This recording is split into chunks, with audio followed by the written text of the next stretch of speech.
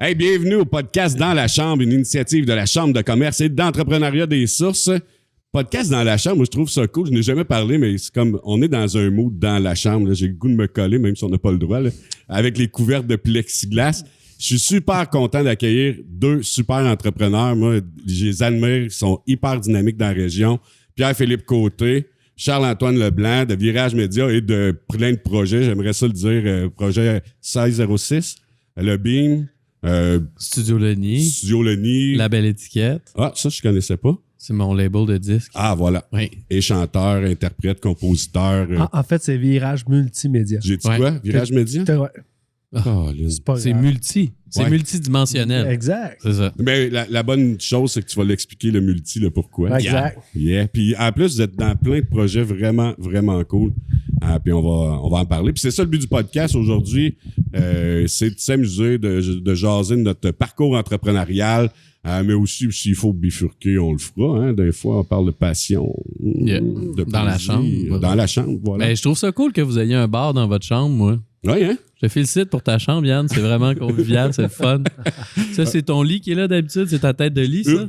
Un dé. OK, oui, c'est ça. Il y a les poches de grains en arrière. Juste pour ceux-là qui nous écoutent et qui nous voient pas, on est dans la microbrasserie Moulin 7, voilà. Ah oui, c'est ça. Faut pas oublier que les gens, ils regardent pas ça avec leurs yeux. Là. Ils regardent ça avec leurs oreilles. On l'a sur plusieurs plateformes. On l'a sur YouTube, on l'a sur Spotify et Charlot va enchaîner. Google Play puis Apple Music aussi. OK, cool. Puis pourquoi que je dis Charlot va enchaîner, c'est que il fait partie de l'équipe technique de l'équipe de podcast avec Pascal Lapointe qui est derrière présentement, qui va peut-être intervenir. On lui a fourni un micro. On lui a pas dit où peser pour qu'il puisse parler, fait que mais il est là aussi, fait que c'est pour ça puis c'est lui qui gère tout ce qui est ben écoute, c'est une aventure incroyable honnêtement Yann, tu m'as lancé l'idée puis moi j'étais un consommateur de podcast, j'en écoute énormément, mais d'en faire un, j'ai fait comme waouh, quelle belle idée, j'embarque là-dedans tout de suite. Puis, de fil en aiguille, j'ai appris comment le faire, comment le diffuser. Puis, c'est comme ça que la chambre est maintenant sur le web. Puis, ça va bien, vraiment.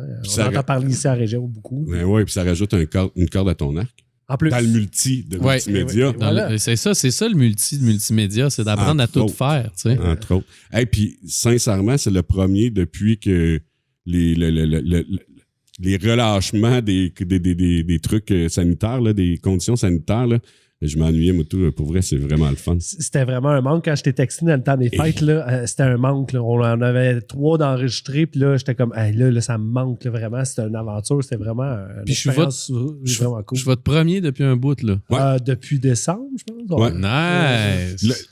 Pour faire une mini-histoire courte, parce que j'ai vraiment hâte de vous parler de vos parcours entrepreneurial, mais le but, c'était de faire 3 podcasts. On les shoot en premier, les 3 en même temps, pour que les gens aient de la diversité, de dire « Ah, mais lui, cet entrepreneur-là, j'ai le goût. » Puis là, il accroche au podcast puis qu'ils veulent écouter les autres. Mais là, comme on pouvait plus vraiment enregistrer, puis on voulait faire partie de l'effort commun contre la pandémie et tout ça, les mesures sanitaires, fait qu'on a décidé de mettre ça sur hold. On aurait sûrement pu continuer, mais on a mis ça sur hold. Sage décision. Ouais. Puis là, on a décidé des extensions, des partager aux 2 semaines, comme c'est supposé d'être. Là. On veut faire des podcasts aux 2 semaines. Là. C'est notre but. C'est bonne idée. Ouais. Yeah. Hey, bienvenue les boys, je suis vraiment Merci, doublement content, c'est vraiment cool. Puis en plus, je passe après Guillaume Lepage comme animateur, c'est quand même cool. T'arrives, tout le monde en parle, c'est pas rien là, Pilou, c'est vraiment le fun. Là. Ouais. Puis j'ai présenté Pierre-Philippe Côté, mais évidemment, la plupart des gens te connaissent sous le nom de Pilou. Oui, ou Peter Henry Phillips, Selon ce qu'ils ont écouté. Ouais, c'est ça. En France, c'est Peter. Allô, Peter! Ouais, allô, Mais Peter. Pilou, c'était-tu tes parents qui t'appelaient? Ouais, ma mère m'appelait de même quand j'étais petit. OK. Mais vous m'appeliez pas de même, moi, quand j'étais petit. M'appelez-vous Pilou? Non, moi, c'était Pierre-Philippe. C'était Pierre-Philippe, Ouais. c'est ça. Ouais. On dirait que les reels, tu sais, mes chums d'Asbestos, de Val-des-Sources, pardon, il va falloir que je mette 2 piastres dans le pot à Georges André. Mes amis de Val-des-Sources, ils m'appelaient Pierre. Ah oui? Moi, je suis Pierre. Fait que, tu sais, Mario m'appelait Pierre. Ouais. Tout le monde m'appelait Pierre. Danick m'appelait Pierre. Puis Pilou, c'est venu comme après... genre au cégep, je pense, quand j'étais à Montréal, tout ça, il y a quelqu'un qui a su que mes parents m'appelaient Pilou, puis là, je suis devenu Pilou, genre secondaire 5 à Victo, je pense, de quoi de même. Mais la majorité du monde t'appelle Pilou, là. Ouais, maintenant oui. Ouais. Maintenant oui. Mais j'ai un gros problème de brand, là. Tu sais, pour vrai, j'ai un problème d'éditorial, de genre, ben, c'est qui, tu sais, des fois, il y a du monde, ça fait 4 ans qu'ils écoutent Peter Henry Phillips, puis 2 ans qu'ils écoutent Pilou, puis là, maintenant, ils font le lien. Hey, c'est le même gars. Tu sais, comme, c'est fou, là. Tu sais, je me suis déjà fait approcher par quelqu'un qui dit « Hey, connais-tu ça, Peter Henry Phillips? Sa voix te ressemble vraiment. » Tu sais, comme vous avez quelque chose, là. Sa face, il y a de quoi qui est. Ouais, c'est ça. Mais Peter Henry Phillips, j'étais même pas sur les covers d'albums. J'étais tout le temps dans l'ombre, j'étais tout le temps dans le boucan. Il n'y a pas de photos de. J'ai pas mémoire de te voir dans un étang ou dans de l'eau. Mais ça, c'est Pilou. Ah, OK. Ça, c'est le branding de Pilou. Moi, j'étais connu comme Peter Henry Phillips tout à fait par hasard en écoutant le film Des Affamés? Ouais. Non, Denis Arcand, Le règne de la beauté. En écoutant le générique, Ouais. j'ai accroché, j'ai fait « Wow! » J'ai vraiment un coup de cœur. Puis j'ai screené le générique pour savoir c'était qui. Non. Ouais. Puis après ça, j'ai vu le nom Peter Henry Phillips. Ouais. Puis je savais pas c'était toi. Mais on se connaît depuis que je suis tout petit. En plus. Mais là, on vient de rajouter une couche avec Pierre. Ouais, c'est ça, avec Là- Pierre. Puis là, moi, comme je suis groupie puis je veux être ton vrai ami, je vais t'appeler Pierre. Pierre, that's it, Pierre. Non, c'est Pilou. Non, puis je vais faire mon groupie tant qu'à être dans cette branche-là. Moi, je t'ai connu grâce à la microbrasserie. Dan, mon associé, il te connaissait super bien. Oui. Mais moi, je te connaissais pas. Puis après 5 minutes d'avoir jasé avec toi, c'est comme j'avais l'impression d'être ton chum depuis tout le temps. T'es tellement d'ouverture, tellement généreux. C'est comme, viens chez nous, on va faire du bicycle, de la moto. C'était comme, Chris, ça fait 5 minutes que je le connais, puis c'est comme, on dirait qu'on s'est tout le temps chummé, puis fait que ça démontre quel genre de personne que t'es en partant, là. Fait que c'est le même que j'ai connu. Puis je suis curieux de voir, pour vrai, par où vous êtes passé, tu sais, puis les deux, vous avez un parcours qui est vraiment cool. Vous avez beaucoup, je trouve, de trucs en commun, d'idées en commun, de partage, puis on va le voir dans les projets que vous allez présenter, parce que toi, Charlot, t'as un projet qui s'en vient, là, qui est en train d'accoucher, là. T'es dilaté à 8, là. Ouais. 9, je dirais 9. Ouais. Il est à 9, ouais. Ça s'en vient pas mal, mais si tu me pitches si tu me Ah pitches ouais, la ouais. POC, Hey, j'en moi, parle je veux plus, en là. entendre parler parce que là, je veux du gaz Tu veux là-dessus. du gaz? Ben, en fait, l'idée, je vais y aller brièvement, c'est que là, une couple d'années, il y a un groupe de travailleurs autonomes ici dans la MRC qu'on s'est réunis pour faire du coworking. Yeah. On se réunissait, souvent on allait à Mont du Carré d'Anneville, puis on allait tout là en même temps, puis on faisait du coworking, puis il y avait une dynamique vraiment intéressante. Quand on travaillait tout le monde ensemble, ça brise l'isolement. Quand on est travailleur autonome, on travaille à la maison, puis on est tout le temps tout seul, puis... Ouais. Fait qu'on a formé un groupe Facebook. La Chambre de commerce s'est mis là-dedans pour essayer d'alimenter ça un petit peu. Fait que, à un moment donné, j'ai fait comme, hey, là, ça nous prend une place. On n'a pas de place pour faire du coworking ici à Asbestos, ben, à des sources. Dans les pièces à Georges-André. Ouais, ben, tu sais, dans la MRC, on n'a pas de place. Fait que, avec mon ami Marc Desfossés, qui est programmeur d'applications web, on a lancé l'idée, puis on s'est dit, go, on cherche une place, puis on rouvre une place de coworking. Nice. Fait que, on a magasiné, on a regardé tous les locaux commerciaux qu'il y avait ici dans la ville, puis il n'y avait pas rien qui nous intéressait jusqu'à temps qu'on trouve sur la première avenue l'ancienne friperie. Puis on a décidé d'acheter. C'est donc bien cool. Puis c'est fait, on a passé chez le notaire, c'était à nous autres. Wow. Fait qu'on part ça. Là, je sais que je vais m'avancer sur une date, mais on espère être capable d'ouvrir pour le mois de mai. Wow. Le projet, c'est quoi? C'est la mine. Ouais. On appelle ça la mine. Ah, cool. Pourquoi la mine? On a essayé de trouver plein de noms, puis ce qui m'a accroché le plus, c'est... La mine dans le crayon. Non, c'est l'expression d'aller travailler à la mine. À la mine, ben oui. Ben oui. Moi, quand j'ai accroché ça, j'ai accroché là-dessus. Au bout, là, j'ai fait comme, hey, on va-tu travailler à la mine? Tu sais que le monde appelle ça la mine. Le monde qui sont partis d'Asbestos, Val-des-Sources, Ben oui. ils disent, hey, on descend à la mine Ben en oui. fin de semaine. T'es-tu Ben oui. à la mine en fin de semaine? Hey, j'ai vu que t'étais à la mine sur Ouais. Facebook. Ouais. C'est tout le temps Ouais. la mine. Fait Ouais. que moi, c'est ce nom-là qui m'a fait, c'est ça que ça nous prend. Fait que ça va Fait- être la mine. C'est la mine. Ouais. La mine. Amine? La mine. mine. Ouais. La mine. OK. Ouais. Fait que c'est la mine, espace coworking, espace collaboratif. C'est ça Ouais, ce sera le vrai nom. C'est quoi le projet? C'est on a 3 bureaux fermés à l'intérieur pour la location. Virage multimédia va être là. Yep. Et on a 2 autres bureaux qui vont être alloués. Ouh. Tout aménagé, meublé, air climatisé, Internet, toute la patente. Le café est inclus. Le café latte est inclus là-dedans avec la cafetière, toute la patente. Puis on a un espace coworking. On va avoir 10 postes de travail à air ouverte. Fait que les gens ils vont venir, ils vont pouvoir payer, venir travailler à la journée, à la semaine, au mois. Ils vont avoir des formules. Il va y avoir des hot d'abonnement. desks, j'imagine. C'est ça, exact. Puis, tu sais, il y a moyen aussi, tu sais, avec des projets comme ça, il y en a d'autres dans la région, tu sais, en Estrie. Nous autres, on va avoir un petit spot de coworking À Saint-Adrien. dans ouais. l'église à Saint-Ad, justement. Puis, tu sais, on en a parlé quand tu m'as parlé de ça la première fois. J'ai dit, hey, tout de suite, il y a un moyen de collaborer, tu sais, d'avoir des hot desks à Sainte-Ade et à la mine. Par exemple, pour le monde qui prendrait des bureaux chez nous, tu sais, de dire, tu peux aller 2, 3, 4, 5 jours par mois, tu veux changer d'air, aller à la mine, ou de la mine, dire, hey, moi, j'irai à Sainte-Ade aujourd'hui, j'ai un projet, j'ai besoin d'ingénieurs en bâtiment, puis nous autres, on a la gang de Alt Coop chez nous. Tu sais, on en parlait de même, puis là, c'est cool qu'on se voit. On va pouvoir comme continuer à brainstormer ces affaires-là, puis à voir comment on peut créer du lien, tu sais, dans la MRC, tu sais. Pas juste à la mine, à Asbestos, à Val-des-Sources, mais tu sais, dans tout notre beau territoire de la MRC des Sources. Oui, exact. Mais c'est sûr qu'on fait partie du hub, ce qu'on appelle le hub. Oui, le hub des sources. Des sources. Oui, fait que vous allez être le 3e pôle. Exact. Yes! Ouais. Fait que la MRC est avec nous autres, embarquée avec nous autres dans le projet. Fait qu'on est un pôle de Val-des-Sources pour le hub. Ça c'est miraculeux, tu sais. Ouais. Moi, j'ai été impliqué un peu dans le début du hub, tu le sais, puis là, j'ai moins suivi dernièrement, mettons, les développements, mais je trouve ça tellement hot, qu'est-ce qui se passe ici avec la collaboration, tu sais, avec le pôle de Saint-Camille, le pôle qu'on a à Saint-Adrien, puis là, le pôle Asbestos. On parle de hub. C'est quoi le hub, Pilou? Là? T'es full enthousiaste, t'es content. Explique-moi c'est quoi le hub. Écoute, un hub, là, c'est une place où on met en commun des visions pour le futur, puis où on se demande qu'est-ce qu'on peut faire dans le présent pour faire advenir ces visions-là. T'sais. Ça, c'est un peu ma vision d'un hub. C'est un couteau suisse de professionnels, de gens qui se mettent ensemble vers un but commun. T'sais. Puis ils peuvent avoir chacun leur ADN, leur orientation, tout ça. T'sais, on sait il va y avoir le gymnase, le Gym 21. L'avenue du Gym 21, ouais, c'est ça s'appelle le même maintenant, parfait. Fait que le Gym 21, ici à Val-des-Sources, il va avoir la mine, il y a le hub créatif du Beam à Saint-Adrien. Puis tu sais, le but de ça, là, c'est justement, tu le disais, le plaisir que vous aviez à vous rassembler comme coworker, comme travailleur autonome. C'est de prendre des gens qui sont dans différentes pratiques. On peut prendre des ingénieurs, des avocats, des notaires, même des professions libérales comme ça. Là, ça peut fonctionner dans un hub. C'est même une super addition dans un hub.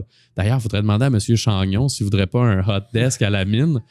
Je suis sûr que ça, oui, je suis sûr que ça ferait fureur. Puis c'est de dire, ensemble, en travaillant dans les mêmes endroits, puis en entendant un petit peu les projets de tout le monde, qu'est-ce qu'on peut amener à un projet? C'est quoi la plus-value de ça? Puis, tu sais, on le voit à Sainte-Ade, tu sais, ce qui se passe de notre côté.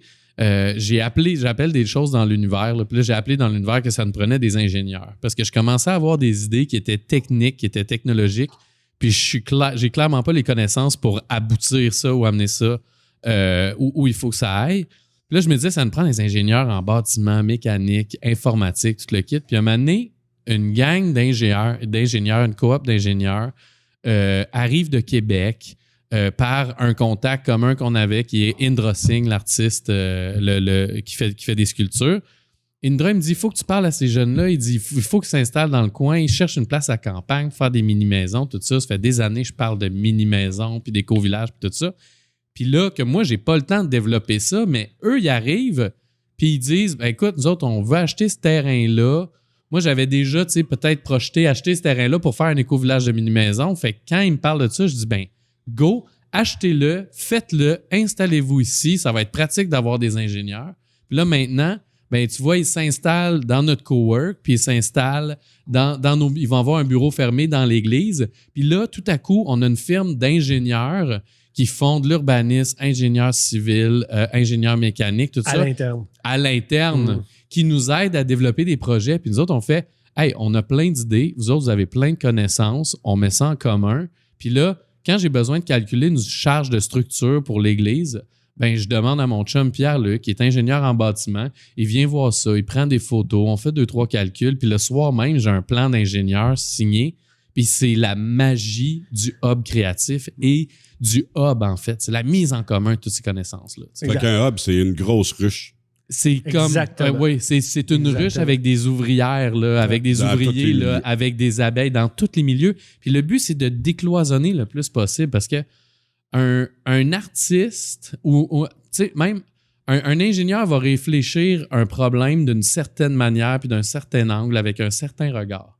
Un artiste, un créateur va le regarder d'un autre regard.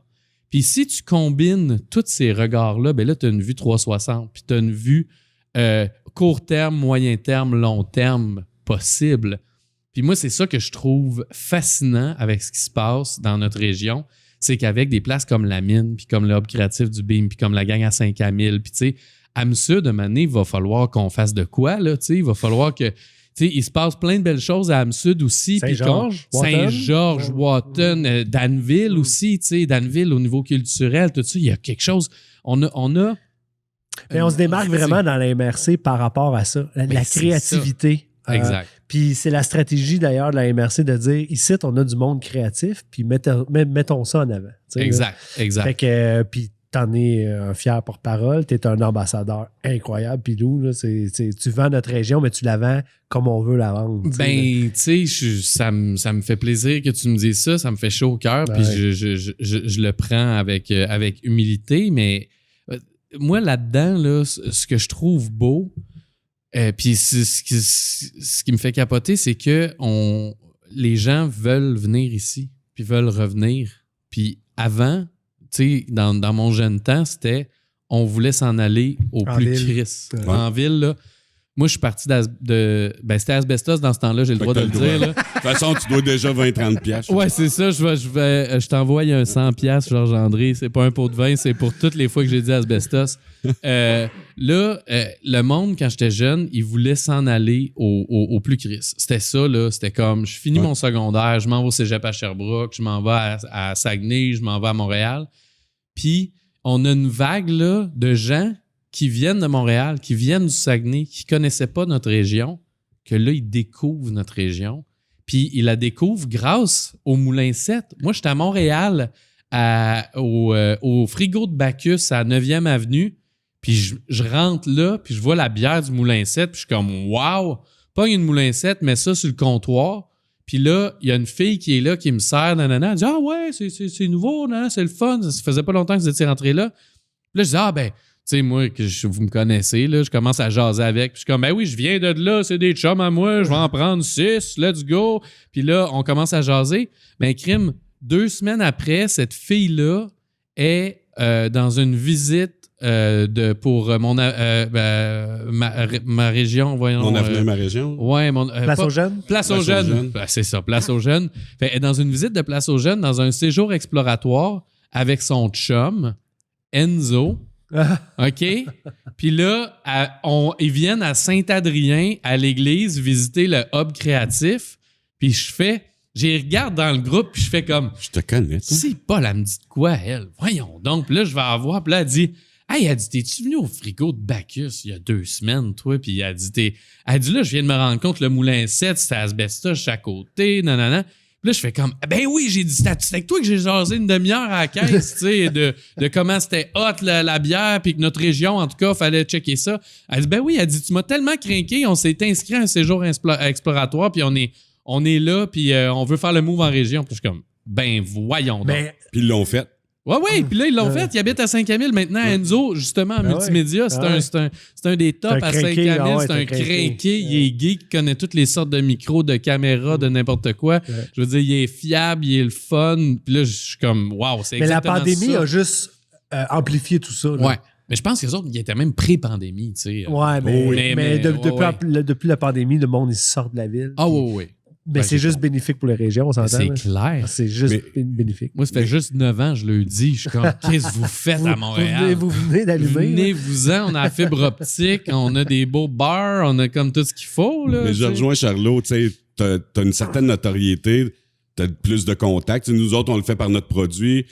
Charlot le fait par son implication dans la région, mais toi, t'as quand même la notoriété, t'es plus connu, t'as des médias un peu plus que nous autres, dont on parlait, tout le monde en parle tantôt. Ouais. Puis t'en as parlé, t'en as fait beaucoup la promotion. Fait que, tu sais, je rejoins Charlot, tu sais, bravo, t'es un bel ambassadeur, puis tu le fais de la bonne manière, dans le fond. Là. Puis t'as raison, moi, je me rappelle, puis on a parlé dans le dernier podcast, au début, quand on a ouvert, là, tu sais, on était un petit peu plus nightclub, puis les jeunes avaient encore, certains jeunes avaient encore, puis même des adultes avaient encore cette mentalité de « Ah, il n'y a rien, Asbestos, c'est de la merde », puis ça change de plus en plus, puis c'est vraiment trippant, là. Mais, À cette heure, on dit vraiment qu'il y a une qualité de vie. C'est ça Oui. que les gens cherchent. Là. Il y a une Puis pas qualité juste de de vie. vie, là, de plaisir. Là. Ouais. Je veux dire, il n'y a Ouais. pas juste la qualité de vie. Il y a beaucoup de services, il y a beaucoup de fun à avoir ici. Puis c'est on a changé aussi avec le temps, on ne recherche plus les mêmes choses. Là. Autant les jeunes que, tu sais, je regarde mon jeune ado qui s'en va sa dernière année, puis, tu sais, lui, c'est pas de sortir d'un bar, sa priorité, tu sais. Nous autres, c'était ça, c'était essayer de trouver des fausses cartes, puis essayer de se faire sortir de la bière. Mais, tu sais, c'est plus la même chose, puis on offre beaucoup plus de trucs dans la région pour répondre à ça, puis de tenter nos jeunes, parce qu'ils n'ont pas le choix de s'exiler, là. Ben oui. Ils ont c'est peut-être ça. moins le goût, mais ils n'ont pas le choix, tu sais. À cause des études. Ben Non, oui, mais c'est ça, mais au moins, ils vont avoir le goût de revenir. La pandémie aura peut-être ça de bon, là. Je veux dire, peut-être que des étudiants au cégep vont pouvoir décider de s'installer à Asbestos. Tu sais, je sais qu'il y a eu des pourparlers à un moment donné pour qu'il y ait des cours du cégep de Sherbrooke qui soient dispensés ici. On peut penser aux universitaires, les cours en ligne maintenant. Tu sais, pour un universitaire qui a une bourse pour faire une thèse de maîtrise sur un cas régional, mettons, tu dis... veut faire une maîtrise en prospective pour l'avenir d'une ville minière dont la principale activité économique est tombée, puis que là, il faut faire de la revitalisation, tout ça. Viens s'installer ici. Avec sa bourse, il Il y a peut du s'acheter contenu. une maison.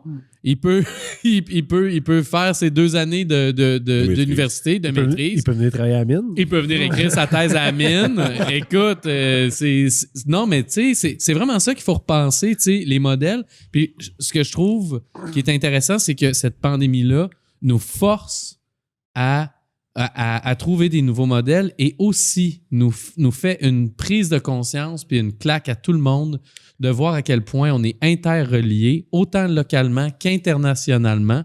Une personne qui part d'Italie, qui s'en va à Saint-Louis, puis qui prend un vol avec quelqu'un de la Malbaie, Colin, puis que là, ils se croisent, ils se serrent la main ou ils touchent la même poignée. Puis là, 4 jours plus tard, il y a des éclosions dans 3 régions du monde. Ça, c'est capoté. Puis il va falloir qu'on se rende compte que riches ou pauvres, on est tous dans dans ce même royaume-là qui est l'humanité, tu sais. On est tous face à cette situation-là. Puis c'est ça, c'est autant pour toutes les classes sociales, pour toutes les personnes, peu importe ton âge, ta race, n'importe quoi, on est tous reliés. Puis ça, c'est une grosse prise de conscience pour bien des géants de ce monde aussi. Dans une drôle de manière, les plus riches se sont vraiment enrichis, puis les plus pauvres se sont vraiment appauvris. Ça, je me l'explique mal encore. Peut-être que les actionnaires de Bell Canada pourraient nous l'expliquer. Je ne sais pas si vous avez suivi un peu l'histoire, mais c'est une affaire que je veux dénoncer un peu, c'est qu'ils ont profité des subventions salariales. Puis ce qu'ils ont fait, c'est qu'ils n'en avaient pas besoin, puisque Bell Mobilité ont continué à faire Bell Canada ont continué à faire des super profits pendant la pandémie, même plus. Là, ils ont eu les subventions salariales, puis ils ont reversé tout ça en dividendes à leurs actionnaires.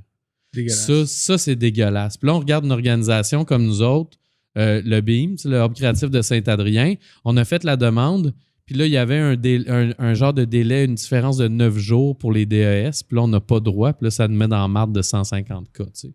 Puis là, tu te dis, il y a comme 2 poids, 2 mesures encore dans cette pandémie-là, dans cette, tu sais, puis je veux dire, c'est un déficit qu'on est capable d'éponger, qu'on est capable de faire, mais là, quand tu regardes le méga riche qui s'enrichit encore plus puis qui se paye des dividendes, puis l'autre qui est un accélérateur de transition qui transforme des choses puis qui fait du bien, qui a pas droit à ça, parce qu'il est tout petit puis il peut pas se défendre. Puis mais là, tu fais... Ça part de pire. Là. Puis là, je veux dire, je veux pas excuser Bell, là, ouais. mais ils sont là, les ressources. Oui, ils ont le droit. Ils ont le droit, puis je veux dire, le gars, il est payé pour faire de l'argent à l'entreprise. Fait qu'il le fait. Exactement. Là. Fait que ça part de plus loin encore. C'est même pas Bell qu'on dénonce. Non, c'est ça. La mise en place du système, là, tu sais. C'est ça, tu sais, mais il y a des bons coups puis des moins bons coups, là. Je sais pas pourquoi j'ai pensé à ça. Peut-être que je l'ai sur le cœur un peu, cette histoire-là. Ben, c'est toujours du bien. Juste après ça, ils ont fait une grosse vague de mise à pied aussi, tu sais. Tu fais comme, OK, ben là... 122 millions de subventions, donne ça aux actionnaires, une vague de mise à pied, let's go. Ouais. C'est moins nice, tu sais. Hey, moi, Pilou, là, je te connais de ton de ta vie adulte. Ça fait quoi, 7 ans là, que je te connais, mais je connais très peu ton parcours, ta jeunesse, ton développement, qu'est-ce qui t'a amené, parce que, tu sais, puis... Tu l'as dit, t'as une production, t'as un studio de production, t'es auteur, compositeur, interprète, musicien. Ben, tu l'as dit ou je l'ai dit. Je pense que c'est relativement connu, ça. Mais qu'est-ce qui t'a amené là? C'était quoi ton cheminement? Bon, t'as fait ton secondaire ici, évidemment. Ouais. Mais après ça, qu'est-ce qui s'est passé? Moi, c'est un peu flou, malgré que je suis un peu fan, mais qu'est-ce qui se passe entre tous les projets, ton parcours d'entrepreneur? Ouais. Ben moi, ça a commencé tôt. Là. Quand je suis arrivé à Asbestos à 3 ans, là, j'ai pris tous les vieux journaux de mes parents. Je voulais vraiment être camelot. OK. J'avais envie d'être camelot, parce que les camelots, il y avait ils ramassaient des scènes, il y avait des enveloppes. T'avais la fibre entrepreneuriale. J'avais la fibre entrepreneuriale. Fait que moi, pour aller rencontrer mes voisins, j'avais 3 ans, c'est à la rue Saint-Jean-Baptiste. J'habitais au coin avec mes parents. Je suis parti sur la rue avec mon petit bicycle avec un drapeau, avec un sac que moi, je pensais que c'était un sac de mal, là, tu sais, un sac de camelot. J'ai mis des vieux... Je prenais genre une tribune, mettons. Je la splittais dans tous les cahiers. Là, je roulais tous les cahiers. Fait qu'avec une tribune, je me faisais 10 journaux. Ouais. Je mettais ça dans mon sac. Puis là, je partais avec mon petit bicycle rouge. Puis là, j'allais voir tous les voisins. Là, je leur demandais le nom, le numéro de téléphone. Puis je leur disais, moi, je suis votre nouveau camelot. Voici votre journal. Puis là, il faisait, bon, OK, là, 10 cents. Il me donnait 10 cents. Puis là, c'est de même que j'ai rencontré mes voisins, puis que j'ai créé des liens avec mes voisins. Puis là, première affaire, mes parents, ils me cherchaient, tu sais, ils étaient comme, voyons, puis là, et puis dans le cours, qu'est-ce qui se passe? Puis là, j'étais rendu chez les voisins, il y avait un party chez les voisins. J'étais rendu chez ses genoux d'un mononcle, puis je jasais à tout le monde. Ça n'a pas changé, finalement? Puis je disais, salut, tu sais, comment ça va? Fait que, tu sais, ça n'a pas changé. Je suis le même depuis que je suis tout petit. Puis mon père, il me le dit, depuis que je suis petit, il dit, Pierre, il dit, c'est fou. Il dit, tu parles à quelqu'un de 77 ans ou de 7 ans. Il dit, tu y parles sur le même ton, avec le même respect, avec la même... puis, tu sais, je me force sur l'écoute. J'essaye d'être le plus à l'écoute parce que c'est là qu'on est des bons communicateurs, quand on écoute. Puis, mais il dit, tu parles à tout le monde comme si, tu sais, moi, concierge, gars de construction, notaire, shérif, m'entorche. C'est tous des humains, c'est tout du monde avec qui j'ai envie de jaser, puis j'ai envie de dire « Hey, salut, bonne journée! » Le pouvoir d'un sourire. Puis tu peux apprendre de chacun. Puis qu'on peut apprendre. Ouais. Ah, c'est bol. Moi, j'ai-tu appris du monde plus jeune que moi? Puis j'ai-tu appris du monde plus vieux que moi? Puis du monde qui sont supposément des super hot. Des fois, tu apprends moins parce qu'ils sont super hot puis sont pas généreux. Mais tu vas apprendre plus de quelqu'un qui est moins hot, mais qui va dire hey, regarde, m'en prendre le temps de te le montrer. Là, puis, tu sais, tout ça. Puis j'ai eu la chance dans mon parcours, tu sais, quand j'ai commencé ma carrière de sonorisateur et de technicien de théâtre, tu sais, c'était avec Charlot, justement, puis avec Danick, ton partner, Yann. Moi, j'avais... Parce que tu as travaillé au Camuscal. Ben oui, Pascal, j'avais sa job avant, mais là, maintenant, sa job, elle a beaucoup évolué. Mais moi, j'étais tout petit. Le maître des clés, là. Le maître des clés. J'avais le gros trousseau de clés et j'ai d'ailleurs encore le gros trousseau de clés que Danick m'avait donné dans le temps. Puis, je l'ai encore, ça Pascal. Ça a coûté 700$ à refaire toutes les clés, pilou, calique. Je t'annonce maintenant que j'ai accès au camp musical au complet. Mais écoute, à un moment donné, je pense que c'est mon père qui m'a dit il dit qu'est-ce qu'on fait avec ça? Là, il dit j'ai appelé Hugues, il dit j'ai demandé, j'ai dit qu'est-ce qu'on fait avec ça? Hugues, il dit il l'a mérité, je pense. Il dit regardez-le, là, on a changé ses serrures anyways. Mais tu sais, moi j'ai commencé comme à 13-14 ans à apprendre à faire du son, à faire de la sonorisation. Je faisais déjà de la musique, tout ça. Mais tu sais, grâce à des gars comme Danick, comme Mario Provencher aussi, comme Yannick Gendron, comme Charlot, ben, je m'insérais dans leurs équipes. Ben, tu sais, en fait, je me suis rendu compte plus tard que je coûtais vraiment pas cher puis que j'étais ultra efficace. Tu sais, les gars, ils montaient un show, ils avaient besoin d'une caméra backstage puis d'un écran backstage puis d'une caméra en avant parce qu'il y avait un personnage qui était un dieu, un omniscient qui était narrateur mais il devait interagir avec les gens sur la scène. Puis là, moi, j'étais là, OK, je check ça. Finalement, ça a viré, tu sais, c'était la VHS de mes parents avec une vieille télé, avec un câble. On avait filé ça dans le temps, c'était à l'Albatros. On avait filé ça dans le plafond. On avait organisé des affaires. Puis là, je lui trouvais des solutions. On n'avait rien, puis on faisait plein d'affaires. Fallait être des inventeurs, fallait être... Je suis tellement passé par là. Ben oui, Artito Communication. Mon Dieu, c'est eux autres qui m'ont donné ma chance. Ben oui, puis même... Moi, là, c'est pour ça que je suis ici en ce moment. Là. Ben, moi... C'est à cause de deux autres. Moi, c'est à cause de Mario, Ouais, puis Danick, puis tout ça. Moi, j'étais petit, là, je voulais faire de la musique, puis, tu sais, Mario, ça a été... Sa sœur Julie me gardait. Ouais. Puis là, un moment donné, elle pouvait pas me garder. Puis elle a dit, mon frère va y aller, tu sais. Hey, Mario, il est venu me garder, man. Il est arrivé, il avait les cheveux rouges, mauves, 3 couleurs, je sais plus trop. Puis là, ma mère a dit, bon, c'est le frère à Julie, tu sais, ça doit être correct, tu sais. Fait que là, Mario est venu me garder. Puis moi, je voulais jouer de la bass. J'avais eu une bass. J'avais genre 8-9 ans. J'avais eu une bass à Noël. Je voulais un drum, mais j'ai eu une bass. Puis là, Mario, il me montre la bass un peu. Puis là, mon père dit, hey, Crime, tu joues de la bass? Tu voudrais-tu montrer à mon gars? Ouais, on jam avec le band, Merry Go Round, Let's Go dans le sol là, du dentiste. Là, moi, mon père, il me laisse aller là à 9-10 ans, tu sais. Puis là, moi, j'en reviens, puis là, je suis là. Si, bol, tu sais, c'était cool, les gars, tu sais, ils découvrent tout le kit. Ça joue dans le sol. Moi, je suis là, je découvre ça, j'ai 9-10 ans, tout ça. Mais moi, ce que je savais pas, c'est que mon père, il était descendu avant dans la cave, il avait regardé le gars dans les yeux, il a dit, là, je vous confie la chose la plus précieuse dans ma vie, là. Mon enfant va être ici, là, les gars. Éteignez vos botches, les gars. Éteignez vos botches. Puis là, tu sais, moi, j'étais revenu, puis je trouvais que les gars, ils fumaient des cigarettes qui sentaient drôle, tu sais. Mais. Ouais, ça me surprend, ouais. Ça m'aurait surpris que mais ça là, soit tant censuré. Mais Mario, il avait pris le temps de me montrer de la bass, de me montrer ses tunes, de me donner l'album, de me montrer des affaires. Là, j'étais comme, wow, j'ai un mentor. Puis au fil des années, tu sais, Mario, il m'a gardé juste une fois, tu sais, ça a bien été, mais mes parents, ils n'ont pas aimé ses cheveux, fait qu'ils l'ont jamais rappelé. Mais après ça, au camp musical, le moment quand il avait besoin de se faire remplacer, ben, puis il était dans marde parce que là, Mario, il y avait d'autres projets entrepreneuriaux, vous le connaissez, tu sais, à 17 ans, 18 ans, il y avait d'autres chats à fouetter. Fait que là, il m'a engagé, moi, j'avais 13 ans, puis là, je le remplaçais, j'allais faire le son puis l'éclairage, puis tout, puis là, je me suis rendu compte. Il me dit, écoute, je te donne 75$ pour la veillée. Tu sais. Mais là, je faisais la veillée. Tu sais, je commençais à 4 heures, je faisais tous les soundchecks. Si ça, je monte. Dans ce temps-là, on montait puis on démontait le kit de son à chaque fois. Puis là, fin de la soirée, tu sais, rap ça à minuit, tout ça. Puis là, moi, mes parents, ils venaient me chercher. Même des fois, Mario, il me liftait. Il venait me chercher chez mes parents, il m'amenait à job. Lui, il repartait faire d'autres jobs à Sherbrooke. Il revenait. Il me ramenait chez mes parents, puis tu sais, il était vaillant, tout ça. C'était pas le camp qui te payait, c'était lui. C'était lui qui me payait. Mais check bien ça. Lequel payait certains. Je t'ai payé 75$ par soir, puis j'ai appris plus tard, quand j'ai eu la job, que c'était 150 la paye. Ben Mario, c'est un gars d'affaires. On voit là un bon entrepreneur. Voilà.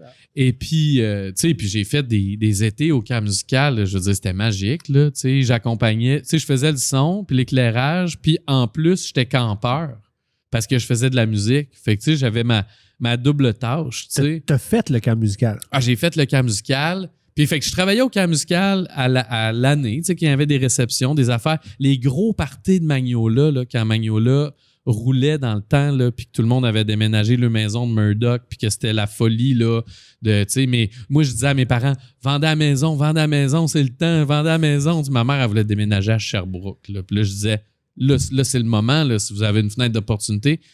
Les gros parties de Magnola, c'est moi qui étais là, tout seul, puis je faisais, tu sais, le son, l'éclairage, c'est moi qui m'occupais de coordonner avec les chefs pour quand est-ce que le repas arrive, quand est-ce que telle affaire, monter, démonter la salle. Des fois, on avait un gros party, un gala de boxe le lendemain, une autre affaire, un mariage le dimanche.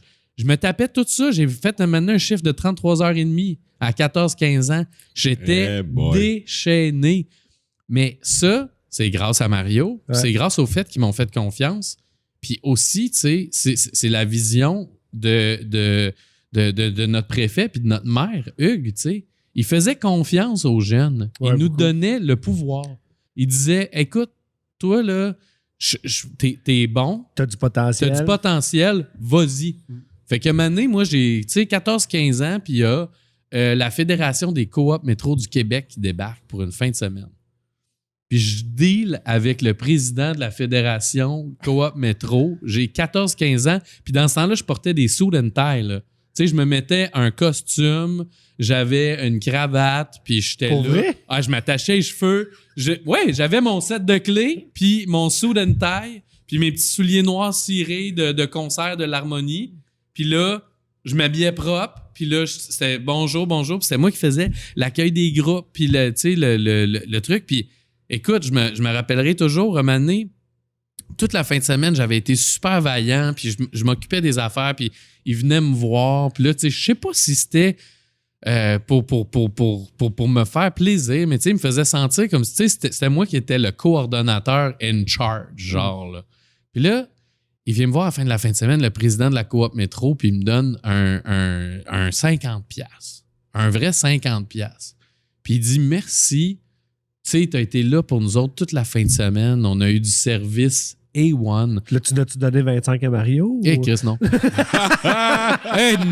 Non. Mais tu sais, je débouchais les toilettes. Je faisais... Tu sais, Pascal, tu le sais, au camp, il faut être un couteau suisse, tu sais. Puis là, moi, j'étais...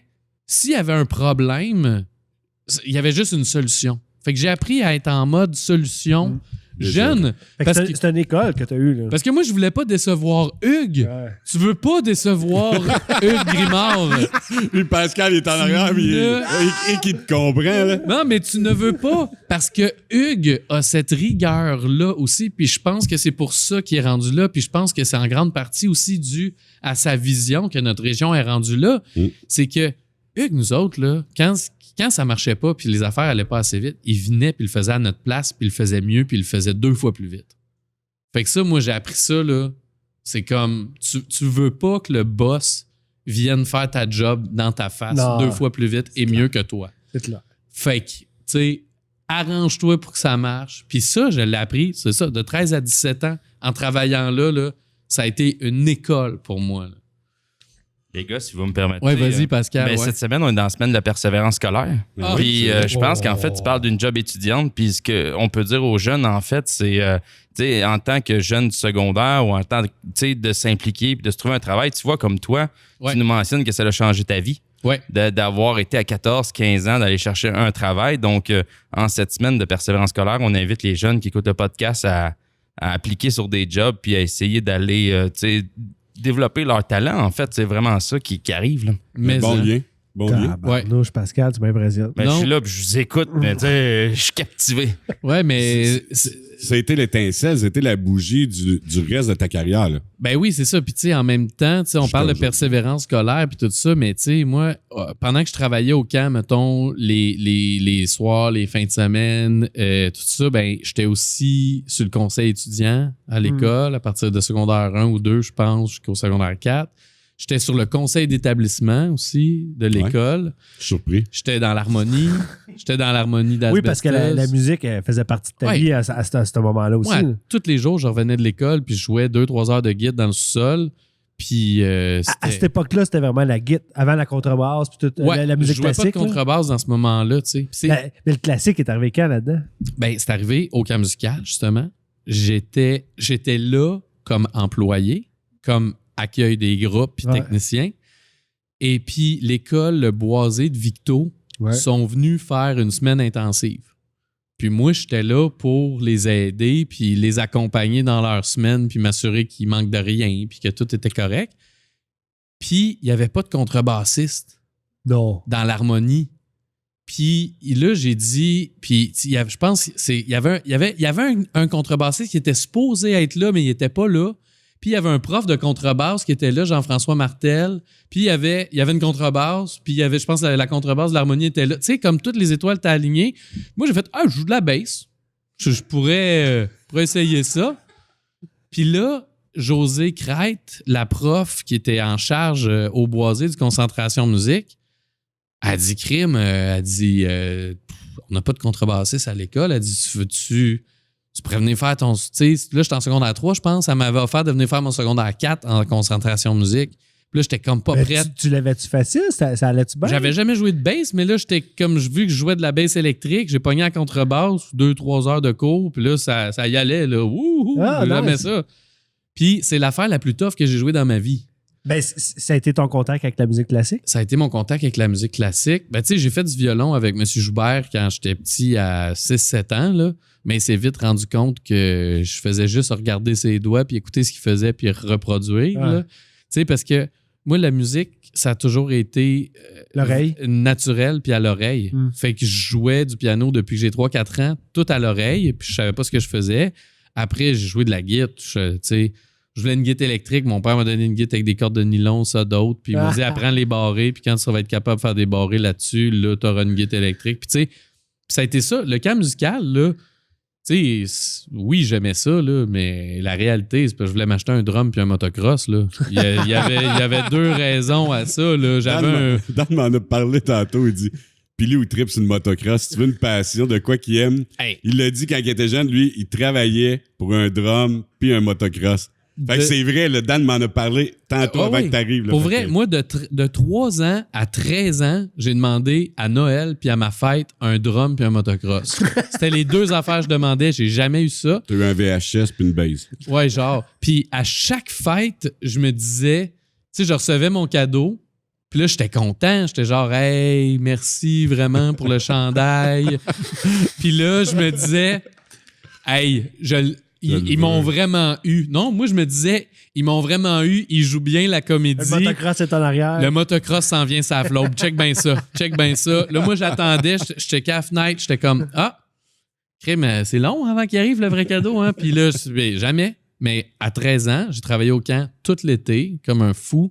Puis je me suis acheté un drum puis un motocross. Nice. Puis là, j'habitais sur la rue Genet. Ouais. Puis le camp, ça passait par le bois en face de chez nous. Fait que je traversais la rue Genet puis le boulevard Couclé parce qu'à 13 ans, j'avais pas le droit de chauffer dans la rue ou sur le chemin, whatever. T'allais travailler en motocross? J'allais travailler en motocross au camp musical. Puis ce qui est fou, c'est que moi mon père m'a toujours dit « Fais comme si j'étais là puis je te surveillais. » Il dit... Non, mais pour vrai, il m'a dit, tu sais, dans la vie, là, tu sais, si je t'interdis quelque chose puis tu le fais pareil, il dit « Man, je vais le savoir. » Puis il m'a toujours dit, là, j'avais pas le droit de conduire légalement sur un chemin public. Asti que c'était dangereux parce que là, je traversais la rue chez nous puis je traversais le boulevard Couclé en poussant mon motocross, pas allumé. Je me timais entre 2 chars, puis là, je me donnais une swing, puis là, je partais, là, puis là, je traversais le boulevard. Puis là, rendu l'autre bord du boulevard, là, je pouvais craquer, puis je pouvais partir dans le bois, parce que dans le bois, c'était correct. T'avais quoi comme motocross? Un 80cc? Hey, j'avais un vieux DT50, semi-route, semi-trail avec les tailleurs ça a fait. C'était dangereux l'automne. Puis mon chum Manu Dionne, puis moi, on faisait la ride en motocross, les deux, avec des vieux casques de skidoo Sparkle. Nice. Du camping à chez nous, parce qu'il habitait en bas de la côte. Full vintage. C'était fou, là, tu sais. Hey, on a battu ce DT-là, ça avait aucun sens, tu sais. Mais mes parents étaient découragés parce que c'est ça, tu sais, je pouvais pas, mais la première fois que je me suis acheté un moteur, c'était un scooter. Parce que je voulais vraiment un scooter, mais j'avais 12 ans. Puis 12, 13. Puis tu pouvais pas avoir 14? Non, puis là, je pouvais pas le chauffer. Mais j'en voulais un. Je l'avais payé 75$. Je l'avais démonté, remonté, puis je l'ai vendu 100$. Un vrai gars d'affaires. C'est là que ça a commencé. J'ai du crime. Il y a de quoi faire, là. Mais tout ça pour dire qu'après ton secondaire, t'es parti au cégep, mais c'est ça. Non, mais c'est que là, en secondaire 3, il y a eu cette expérience-là avec l'harmonie Le Boisé qui était là. Ils m'ont invité à aller à Victo. Puis là, en secondaire 5, finalement, tu sais, en secondaire 4, ils ont refait leur semaine intensive, puis ils ont dit « Hey, cette fois-là, tu veux-tu venir? » Puis moi, j'avais pogné à piqûre, fait que je m'étais inscrit à l'harmonie, puis j'avais commencé à prendre la contrebasse pour vrai. Puis là, de fil en aiguille, en secondaire 4, là, elle m'a redit, José Crête, elle m'a redit « Écoute, si tu veux venir en concentration musique à Victo, on est ouvert, on va t'accueillir. » Puis moi, j'avais fini ma musique de 5 quand j'étais en secondaire 3 parce que je sais pas pourquoi j'avais sauté comme des années en musique. Ben, tu l'avais facile. Puis après, j'avais fait ma bio de 5 en 4. Puis là, j'avais des cours ouverts comme... Puis quand j'étais allé à Victo en concentration musique, j'avais décidé que je m'en allais en musique. Fait que j'ai pas pris mes maths fortes. Tous les cours optionnels que j'avais faits, j'avais déjà mes crédits de secondaire 5. Fait que là, j'avais plein de périodes libres où je pouvais pratiquer. Puis cette année-là, je me suis assis puis j'ai pratiqué de la contrebasse comme un fou. Puis j'ai suivi les conseils de mon ami Mathieu Désy, qui est un de mes mentors aussi en musique classique puis en contrebasse, qui est un grand contrebassiste, un grand musicien puis un grand être humain aussi, qui m'a dit « Écoute, Pilou, mon prof au Conservatoire Montréal, il est prêt à t'accepter, il faut que tu travailles, il faut que tu sois là. » Puis lui, c'était mon mentor à l'Orchestre symphonique des jeunes de Sherbrooke. Puis imagine-toi donc, quand j'étais en secondaire 5, j'habitais à Victo, en appart, parce que je voyageais pas. Là. Fait que, tu sais, le bloc rose... C'est long, motocross, Victor. C'est long. Surtout qu'il faut que tu le pousses tout le long parce que t'as pas le droit. Tout le long parce que t'as pas le droit. Mais là, écoute, check bien ça. J'habitais à Victo en appartement dans un 1,5 dans le bloc rose à côté du cégep à Victo, c'est la rue Notre-Dame.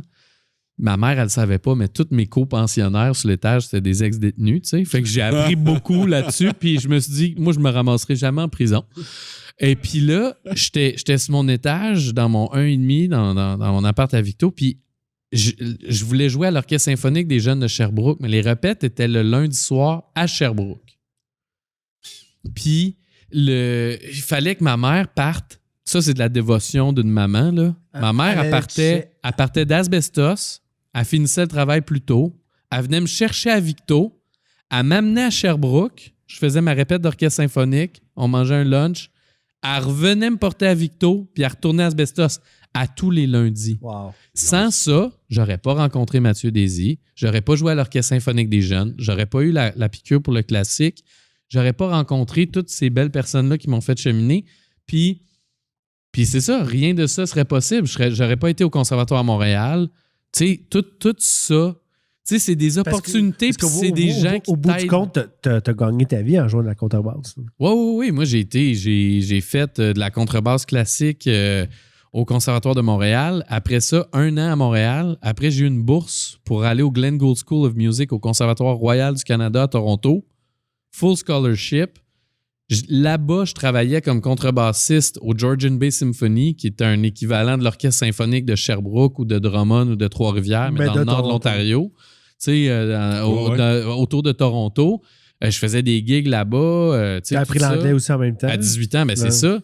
Puis moi, j'arrive à Toronto, j'ai 18 ans, puis là, ça fait, 4-5 ans que je joue 4 ans que je joue de la contrebasse, 2 ans sérieusement. J'ai fait une année de cégep, une année de secondaire 5, une année de cégep au conservatoire. Puis là, je me ramasse à Toronto, puis ils n'ont pas de cégep là-bas. Non. Fait que se sont comme fourrés, puis ils m'ont mis en 2e année de bac. Hey. Fait que là, j'ai du monde de 22, 23 qui viennent de Juilliard, qui viennent de partout dans le monde. Puis c'est une école où il y a 70 personnes, puis c'est l'élite des musiciens classiques. Moi, le monde avec qui j'étais là-bas, c'était du monde qui joue du violon depuis qu'ils ont 3 ans, là.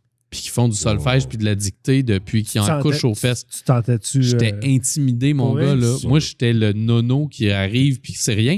Quand je suis arrivé au Conservatoire à Montréal, ils m'ont recalé. J'avais 17 ans, ils m'ont recalé avec des jeunes de 12 ans. Puis les jeunes de 12 ans, ils me torchaient. Mais moi, j'aimais ça. C'est ça que je voulais. C'était un défi. C'était un défi. C'était du challenge. Fait que ça m'a toujours poussé, justement, à me dépasser. Mais à cette époque-là, tu composais-tu? Oui, moi, j'écrivais des tunes. Mais oui. Moi, mes blondes au secondaire, ils ont eu des tunes. Mais, tu sais, j'écrivais des chansons. Ça, tu l'as depuis longtemps. Ah oui, ça, moi, j'ai jamais arrêté. Puis, tu sais... Vicky, elle m'a parlé un spectacle que tu as fait à l'école, je pense, tu as même composé une tune hommage quand Dédé Fortin s'est enlevé la vie, là. C'est ce qui l'a marqué, c'est ce qu'elle se rappelle de tout du secondaire. Là. Ben, la chanson À Dédé, trop vite, trop loin, c'est que mon père a... Tu sais, moi, Dédé, man, je suis allé le voir à l'Arena ici quand il est venu. C'était mon idole. Tu sais, quand j'étais petit, les colocs, je ne jurais que par ça. Puis, quand il s'est enlevé la vie, mon père, il a écrit un poème. T'sais, vous savez, mon père, il écrit de la musique, il chante, il écrit des super beaux textes. Il a écrit un texte qui s'appelle ADD, trop vite, trop loin. Puis, en gros, ça dit t'es parti trop vite, trop loin, tu t'es enfui trop vite, trop loin, t'as laissé un grand trou noir, une lumière sombre qui fait si mal. Puis le Québec, à ce moment-là, était endeuillé. Puis moi, j'ai comme pas compris. Je voyais un être tellement lumineux puis tellement là. Tu sais, Dédé était de toutes les causes. Il travaillait avec les... Tu sais, il y avait un budget de 20 000 pour un clip. Il engageait des sans-abri. Lui donnait tout 500 $. Let's go, on n'a plus de budget, mais les sans-abri ont des belles couvertes. Tu sais, il était comme let's go. Puis mon père a écrit ce texte-là. Puis je sais pas pourquoi j'ai pogné ça sur le comptoir. Je suis descendu en bas puis j'ai composé la musique. Mais mon père me l'a pas demandé. Moi, j'ai juste trouvé le texte là, puis j'ai trouvé ça beau. J'ai dit, je vais faire une musique dessus. Je suis descendu, j'ai fait une musique. Moi, vous connaissez mon père, il est descendu en bas des marches. J'ai chanté ça, il braillait, je braillais. Tu sais, là, je m'en retiens, tu sais, là. Mais là, on s'est réunis là, puis on a fait, wow, OK. Puis là, ça c'était la chanson à Dédé trop vite, trop loin. Fait que ça date, là, tu composais déjà Ouais. très jeune. Ouais. Mais la carrière est venue quand après ça? Mais là, c'est ça. C'est que, tu sais, à cette époque-là, avec ADD trop vite, trop loin, on m'avait inscrit avec mes parents au concours Jeune Espoir Enfant Soleil. Au Téléthon Enfant Soleil. Ouais. T'as-tu passé à TV? Tabarnouche, oui. C'était ton baptême de TV. Ça a été mon baptême de TV, puis je braille à la fin de la toune, justement. Ben ouais, j'ai toujours été un braillard comme mon beau papa d'amour. Mais, tu sais, ouais, ça, j'avais comme 15 ans, 14-15 ans. J'étais dans la catégorie 16 ans et moins. Puis là, t'envoyais une cassette, puis t'envoyais ta toune, puis ton texte. Puis tout le monde faisait des tunes dans le temps, tu sais, mettons, de Kevin ou de Laurent Jalbert ou de whatever, ou de Céline. Puis c'était avant Star Academy, c'était avant La Voix, c'était dans un autre monde. Il n'y avait pas Internet, Christy. Là. On attendait 3-4 heures que les photos y uploadent pour voir des madames. Mais t'avais fait quelle tune là-bas? Mais là, j'ai fait Trop vite, trop loin pour vrai, ouais. de mon père et moi. Puis, genre, on a envoyé ça. On est allé chez Jean-Yves Allaire à Danville, qui avait fait l'album avec mon père. Puis là, Jean-Yves, tu sais, Danick, il fait... On arrive, là, moi, j'ai la guitare, le micro en avant, 3-4, je fais la guitare, la voix en même temps, une take, pas le temps de niaiser, la bass, une take, Jean Allaire est à côté, les bongos, une take. On fait une take de tout, puis c'était ça. Fait que mon démo de cette époque-là, de 2000 ou 2001, je sais pas, quelque chose de même, c'était une take, une take, une take. Des bacs vocales, une take, c'est fait, on mixe ça, c'est parti. Mais ça, c'est ta carte recrue, là. C'est la Wayne Gretzky ça, c'est recrue, ma Wayne Gretzky. On envoie ça là-bas, puis là, on a un retour. Ils disent, oui, on veut l'avoir, puis là, tout ça. Fait que là, on descend à Québec, on est à l'hôtel payé, au Colisée Pepsi Jeunesse, je sais pas trop quoi. Puis là, je m'en vais chanter à TV. Puis le concours, c'était la nuit, à minuit, genre. Fait que là, je chante. À heure de grande écoute, là. Je chante ma toune. Puis là, le monde appelle pour voter. Ah ouais. Puis là, je gagne. Ah, pour vrai? Oui. Ah. Puis là, je gagne le concours Jeune Espoir Enfant Soleil. Puis le lendemain, je rejoue ma toune en prime time, tu sais, à 6 heures. Wow. Puis c'est ça a starté là. Puis là, à ce moment-là, il y avait des agents d'artistes puis du monde qui spéculait puis qui checkait les jeunes dans les concours puis tout parce que Internet n'existait pas. Fait qu'il fallait qu'ils soient sur place pour te voir là, ou pour te découvrir. Puis écoute, il y avait des agents qui nous avaient approchés. Je m'étais fait offrir des contrats, des affaires. Puis tu sais, c'était des gros trucs. Puis moi, du haut de mes 14, 15 ans, je sais plus trop, je disais à mes parents... on a les contrats, puis là, on trouve un spécialiste à Montréal qu'on engage pour qu'il nous conseille pour comment dealer avec ça, avec la carrière, un coach de carrière puis de contrat. On analyse les contrats puis tout ça, puis à un moment donné, moi, je dis, il y a une attachée de presse qui était vraiment cool, qui travaillait avec Kevin, d'ailleurs. On en parlait tantôt. Ma bière, elle a un petit goût bizarre. Ouais. Mais écoute, cette femme-là m'a donné un des meilleurs conseils. Parce que j'étais tout petit. Elle dit, viens, il faut que je te parle, toi. Je dis, OK. Elle dit, toi, t'as trop de talent. Là, elle dit, là. Elle dit, là, tout le monde ici, là, va t'offrir des contrats, des affaires, des ci, des ça. Là. Elle dit, attends de vivre. Elle dit, ça se peut pas, t'es trop jeune. Attends de vivre. Elle dit, qu'est-ce que tu veux faire? Je dis, c'est peut-être aller étudier en musique. Elle dit, va faire ça. Étudier en musique. apprends la science de la musique, apprends c'est quoi. Apprends à vivre et avoir du fun. Apprends à vivre puis avoir du fun. Fais tes affaires. Puis Faire du motocross puis jouer du vis drum. des là. trucs, puis après, tu feras des tunes, puis après, tu sortiras des affaires, puis laisse-toi pas impressionner. Fait que je me suis pas laissé impressionner. Puis Renan Angélil, il est reviré de bord puis il est tombé sur Céline. Ben, je dirais pas c'est qui, mais il y avait du gros monde qui était vraiment intéressé de faire de moi un genre de boys band, comme il avait créé dans le temps, mettons, les bébés, il avait créé d'autres affaires. Là, moi, c'était, on va t'apprendre des chorégraphies, tu vas chanter les tunes qu'on a écrites, puis tu vas devenir une star. René, pas René style, mais tu sais, René Simard style, tu sais. Puis j'ai fait, OK, non. Puis là, j'ai dit à mes parents, je pense que, tu sais, j'ai repris les mots de l'attachée de presse tellement bienveillante qui m'avait dit ça, tu sais, entre deux affaires. J'ai dit, non, je vais attendre d'avoir plus d'expérience. Puis, tu sais, je pense que c'est important que j'aille apprendre la musique pour être capable de bien communiquer ma vision à d'autres musiciens, puis tout ça. Fait que c'est là que ma décision était prise de pas aller en sciences pures pour faire plaisir à ma mère puis de devenir neurochirurgien comme mon conseiller d'orientation me le disait. Hey! Ah non, c'était ça, moi. C'était Clément. C'est loin, hein? Secondaire 3, c'était OK, neurochirurgien. J'ai rempli les affaires puis ça disait carrière, neurochirurgien. Si bol, ça fesse. Puis mon plan, c'était de devenir neurochirurgien puis de faire un paquet de cash pour faire de la musique, faire des affaires que j'aime. S'acheter un vrai motocross puis un M'acheter vrai drum. motocross. Puis tu sais, mon but, c'était comme de mais tu sais, si j'étais neurochirurgien, je ferais 500 000 par année. Je pourrais prendre du temps puis faire de la musique puis payer mes albums puis engager des musiciens puis bien les payer. Puis me créer un studio. Puis là, à un moment donné, j'y pensais, j'ai dit, voyons donc, je serais pas heureux, moi. Non, ça marche pas, là. Fait que ça a été ce virage-là, tu sais. Depuis ce temps-là, ils ont changé les tests d'orientation dans les écoles secondaires. Non, c'est ça. C'est terrible, hein? Ben, c'est terrible. Puis, tu sais, ça fait peur quand tu checkes ça. Tu sais, je regarde justement des chums qui auraient voulu aller en musique, qui auraient été des super bons musiciens. Mais j'ai une question pour toi. Ouais, vas-y. Aujourd'hui, un musicien, là, c'est-tu un entrepreneur? Pas le choix. Fait qu'un compositeur, peu importe, là, un compositeur, un musicien. Chanteur, ou, musicien, entrepreneur, c'est une entreprise. C'est une entreprise. Fait que, Total. Fait que quand t'es en musique, t'es entrepreneur. Ah ouais. T'as pas le choix. C'est de même, j'ai appris à être entrepreneur. J'ai appris à lire des contrats, à lire les fine prints. Tu fais du légal, tu fais de la propriété. T'as pas des agents pour ça? Ah, ben oui. Mais là, il y a des agents. Puis tu sais, il y a des bons fits, il y a des mauvais fits, il y a des agents.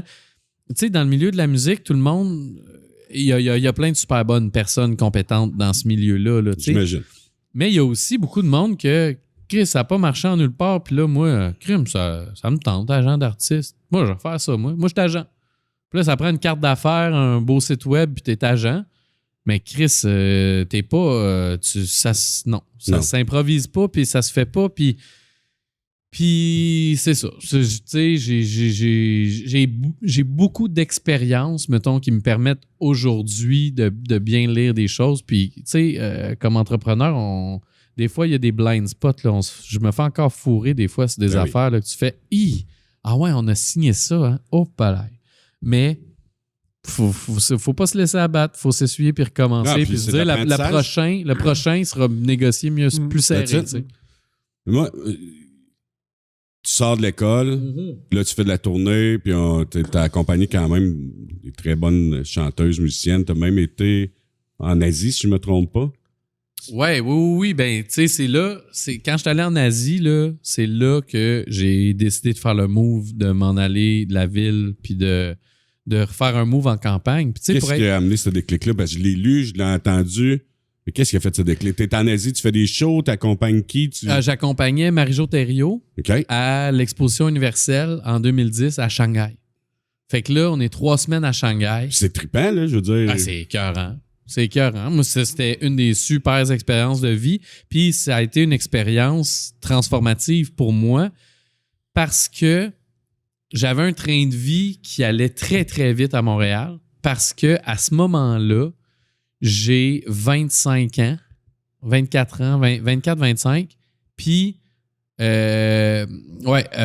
puis je suis comme au milieu de de ma carrière, pas au milieu, mais au début de ma carrière quasiment, mais c'est mon 3e studio à Montréal. Tu as une certaine notoriété. J'ai une certaine notoriété. Tu dois pas trop manquer de contrat, j'imagine, quand t'es rendu à ce point-là. Fait que t'es dans le milieu, dans le sens que t'es sur ta vague, là. Ouais. Attends, l'Expo 2010... Mettons, l'expérience DJ champion, puis tout, c'était oui, ça, dedans, là. passé, j'étais dedans. Non, c'est ça. 2010, là, l'Expo universelle... Non, j'étais quand même dans un pic. J'étais dans un genre de pic. OK, j'étais dans un genre de pic parce qu'en 2010, c'était la 5e année d'opération de mon studio. C'est ça. T'as fait Belle et Bombe. C'était la 5e année d'opération de mon studio à Montréal, le studio La Fournaise. Ça t'appartenait, là. Oui. J'avais ouvert le studio avec Ben Charret puis avec Frank Chauvette, qui était le drummer de Electric Bones. Fait que là, j'avais Electric Bones, j'avais joué avec Joran, Ariane, Elisapi, avec plein de monde. J'avais fait l'album avec Champion, j'étais dans un genre de pic, c'était débile. Belle et Bombe, ça allait vite, c'était 7 jours sur 7, le studio, 9 à 5, 5 à 5, whatever, on sait plus c'est quoi les heures. Là, j'avais pas d'enfants. J'étais entrepreneur, justement. Fait que j'avais des bands. Je pense qu'à un moment donné, on avait compté, j'avais 17 bands en même temps. Fait que ça fait une couple de pratiques par semaine, ça. Puis en plus, je jouais dans le band, tu sais. Puis là, ça explosait de partout, tu sais. Mais moi, je suis un peu workaholic, tu sais. Fait que là, je travaillais tout le temps, je faisais tout le temps de la musique, je faisais rouler le studio. Puis là, tu sais, un studio à rouler à Montréal, là, c'est des gros frais, là, tu sais. 2500 pieds carrés au pied du Mont-Royal, au coin Jeanne-Mance, Mont-Royal, là. T'sais, au rez-de-chaussée avec les grosses vitres qui donnent sa rue. Là. Juste pour nous donner une idée, tu payais combien par mois? C'était 5 000, je pense. Ouais. Mais tu sais, à 20, j'ai pogné ce studio-là à 21, 22 ans. T'sais. Puis c'est moi qui l'avais backé, parce que j'étais le plus jeune. Puis les musiciens, on s'est commencé. J'étais le seul des 3 partenaires qui avait un bon crédit. Parce que ma mère m'avait appris ça, puis j'avais une carte de crédit à 18 ans, puis j'ai toujours fait mes paiements. Puis ça a commencé de même. J'étais arrivé à la banque, à la Caisse de la Culture. Pas à la Caisse de la Culture à ce moment-là, j'étais à la Caisse de Plateau Mont-Royal. Puis j'y arrive, puis je dis, bon, ben là, je viens de signer un bail commercial pour 5 ans, puis j'ai des partners, on a des contrats, voici les contrats. J'avais un contrat de réalisation de disque de 30 000 $. Puis, je demandais un prêt de 60 000. J'ai dit, j'ai besoin de 60 000 pour mettre ça sur la coche, acheter de l'équipement, acheter un Pro Tool, acheter un ordi, tout ça. J'avais mon éditeur à cette époque-là qui m'a backé aussi, qui m'a aidé avec des mises de fonds. Puis tout ça, c'est un rôle d'éditeur. Maintenant, moi, je suis éditeur musical, puis je fais ça pour d'autres. Il m'a appris ça, tu sais. Fait que là, j'arrive avec une mini mise de fonds, un contrat de 30 000 $, puis j'ai besoin de 60 000 $. Puis là, elle me dit, OK, on check ça, on check le topo. Ben, t'as un bon crédit, c'est bon, tout ça. Puis là, j'y vais. Je signe, ils me font un prêt de 60 000 $. Je peux aménager mes affaires, je peux faire mes trucs. C'est là que la fournaise est partie. Ouais, c'est là que la fournaise est partie. Fait que là, mes 2 partners sont comme Yes, Pilou aussi, cool. On peut starter l'affaire. On savait qu'on pouvait faire de quoi de bon avec toi. Fait que là, je pars, tu sais, puis là, c'est de l'achat d'équipement, la mise en place. Associé avec eux autres. Ouais, mais tu sais, on n'a jamais signé de contrat. C'est verbal. C'est verbal. Ouais. C'est moi, tu sais, c'est le plus jeune des 3 qui finance un bout. Les gars, il y avait de l'équipement, il y avait des choses. On amenait tout quelque chose à la table. Puis ça, c'était correct, tu sais. Mais moi, ce que j'amenais, c'était ça, tu sais. Fait que là, on fait ça. Finalement, mon contrat de 30 000 fonctionne. Je l'ai, on le réalise, on le fait. Je réinvestis tout ce que j'ai, c'est prêts. Je paye mes prêts vite. Puis, au bout d'un an, Christy, j'ai fini de payer le 60 000 parce que j'étais pressé de payer puis j'avais pas de pénalité si je repayais. Puis là, je vais voir la banque puis je dis, bon, là, j'ai besoin de 100 000 $. Ça a bien été, là? Ça a bien été. Fait que là, on y va, let's go. Fait que, tu sais, ça a été comme ça, mon parcours, tu sais. Puis même, ça remonte. Fait que tu l'avais en dedans de toi. Je l'avais en dedans de moi, mais ça remonte, tu sais. On parlait du drum puis du motocross tantôt, là. Ben, le drum, il coûtait 550 $, puis j'avais 250. Puis j'ai dit à ma mère, garde, là, c'est un deal. Ça nous prend ça maintenant. J'ai 250 $ dans mon compte. Je mets 250, tu me passes le 300 qui manque, puis je vais faire la pelouse tout l'été. Puis à chaque fois que je vais faire la pelouse, on va enlever 10$. Fait que j'ai fait la pelouse chez mes parents pour payer le reste du drum. Puis mes parents, ils ont été ma première banque. Même si ma mère, elle me disait tout le temps, je suis pas une banque à Python. Quand j'avais un projet qui faisait du sens, puis que j'étais capable de leur expliquer. Ça développait ça, ton T'étais côté capable de le entrepreneurial. C'est la même chose avec Ton les banques. crédit. Puis... C'est la même chose avec les banques. Ouais. C'est la même chose avec des bailleurs de fonds. Il faut que tu respectes ce que tu t'engages. J'ai toujours respecté les engagements. Puis je pense que c'est ça qui fait, tu sais, le vieil adage, là, les bottines suivent les babines, là. Tu sais, je sais que des fois, j'ai l'air d'emmener large, puis tu sais, des fois, on en échappe comme entrepreneur, tu sais, puis là, moi, des fois, j'ai l'air d'en échapper plus parce que j'ai 5 Inc., 2 OBNL, 2, tu sais, comme plein d'organisations. Fait que si moi, j'échappe 1% de tout ça, ben le 1%, là, c'est plusieurs pourcents pour tout le monde, tu sais. Fait que, il y a ça, mais l'affaire, c'est que les bottines ont toujours suivi Babine. Fait que dès le début, quand je suis arrivé ici dans MRC puis que je voulais fonder Studio Lenny, j'ai pris des engagements, j'ai redéveloppé ça, mais tu sais, là, on skip, mais tu sais, moi, ça a commencé là. À Caisse de la Culture, à Caisse à Montréal, quand j'étais allé m'engager pour un prêt pour partir le studio La Fournaise, puis que je l'ai remboursé, puis après, je suis allé demander plus, puis je l'ai remboursé, puis j'ai fait les contrats que je disais. Je travaillais comme un fou, mais j'arrivais, puis un moment donné, après cette tournée-là à Shanghai, là, On revient. on revient là. Je suis désolé, j'ai fait un long détour. C'est la bonne bière du Moulin 7 avec un petit chariot. Ça nous fait faire des détours. J'en ai une de plus que tout de prix. OK, parfait. Fait que je vais me griller pour ma prochaine. Mais c'est que quand je suis arrivé à Shanghai, dans ce train de vie-là de fou, là, je me suis posé parce que c'était un gros luxe. C'était le Cirque du Soleil qui organisait la délégation du Canada puis tout. Puis j'étais là 3 semaines. Puis en 3 semaines, on avait 4 concerts. Fait qu'on était là 3 semaines. Puis 4 fois pendant 3 semaines, on jouait devant 100 000 personnes. OK? Sur un stage. La tour de son était à l'autre bout. C'était hallucinant. Et j'ai eu le même effet qu'à 8 ans quand j'étais allé à Montréal pour la première fois. Puis qu'on a passé de Outremont à Notre-Dame-de-Grâce par le Mont-Royal dans le char avec mes parents. J'étais un enfant hyper sensible, puis j'étais encore hyper sensible. Puis quand on a traversé la ville de Montréal, puis le Mont-Royal, puis que j'ai vu l'étendue des lumières, puis le nombre de personnes qu'il y avait là, j'ai dit « shit, il y a donc bien du monde sur la Terre. Il y a donc bien des humains, il y a donc bien du monde. » Moi, je n'étais pas sorti d'Asbestos, j'ai fait « wow ». Tu sais, ça a fait l'emoji là, de le cerveau qui explose. Ça m'a fait ça. J'étais dans le char, j'écoutais un disque des Cranberries, je me suis mis à brailler. J'ai dit, il y a bien du monde, tu sais, comment qui va ce monde-là, qu'est-ce qui se passe? Crime, je serais pas capable d'aller passer le journal chez tout ce monde-là.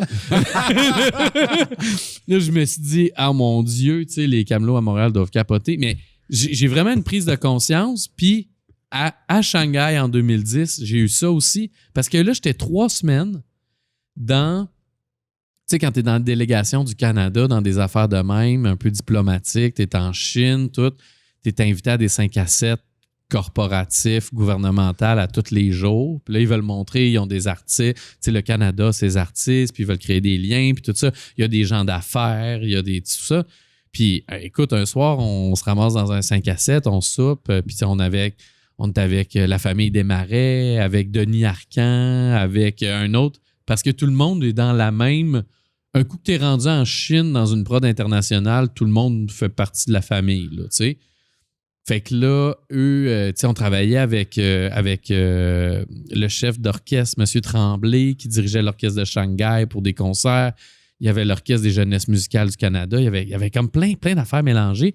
Puis on se ramasse à souper un soir, puis on est invité par une grande famille canadienne, puis je suis assis à côté de M. Arcand, M. Denis Arcand.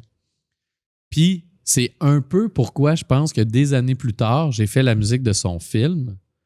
Puis c'est aussi grâce à ma blonde, c'est que ma blonde jouait dans son film, puis il tournait à Malbaie, puis je suis allé les rejoindre. Ouais. Puis là, j'arrive dans le lobby de l'hôtel avec mon chopper de pauvre, tu sais, j'arrive en moto de Saint-Adrien, tu sais. Puis Monsieur Arcan est là. Il t'a-tu reconnu? Ben non, il m'a pas reconnu, mais check bien ça. J'arrive, puis là, on se rencontre, puis là, Geneviève fait « Hey, c'est Denis, c'est Pierre-Philippe, nanana. » Puis il dit « Ton visage me dit de quoi? Nanana. » J'ai dit « vous vous souvenez pas, il y a une couple d'années, on a soupé avec les Desmarais à Shanghai, avec la délégation du Canada. » Puis il fait « Ah! » Il dit bon, mais je vais me changer, on se rejoint au bar, on se rencontre. Fait que ça ouvre des portes, tu sais. Puis là, tu te dis, crime, ce moment-là, je pensais pas que... Tu sais, j'étais en Chine, je rencontre M. Arcan dans une première de film, le film sur André Mathieu où Alain Lefebvre avait fait la musique puis tout ça. Je pensais pas que ça aurait eu un impact. Mais là, la première fois que je rencontre Denis Arcan où on est présenté par ma blonde qui joue dans son film, j'y remets qu'on a soupé ensemble à Shanghai. Puis là, il dit « Ah! C'est toi le musicien avec qui j'ai jasé toute la soirée. » Là, je fais « Ouais. » Bon, il dit on se rejoint au bar. Puis là, tu sais, on a pris un verre. Puis je n'étais pas pressenti pour faire la musique à ce moment-là. Mais le lendemain matin, je n'étais pas capable de dormir. Puis je me lève super tôt. Je me lève genre à 6 h du matin, pas capable de dormir. Je m'en vais en bas chercher un déjeuner puis un café, tout ça. Puis je m'assieds à une table. Puis je lis mon journal, puis je prends un café, puis je suis comme maudit, j'aurais aimé ça dormir, mais je dors pas.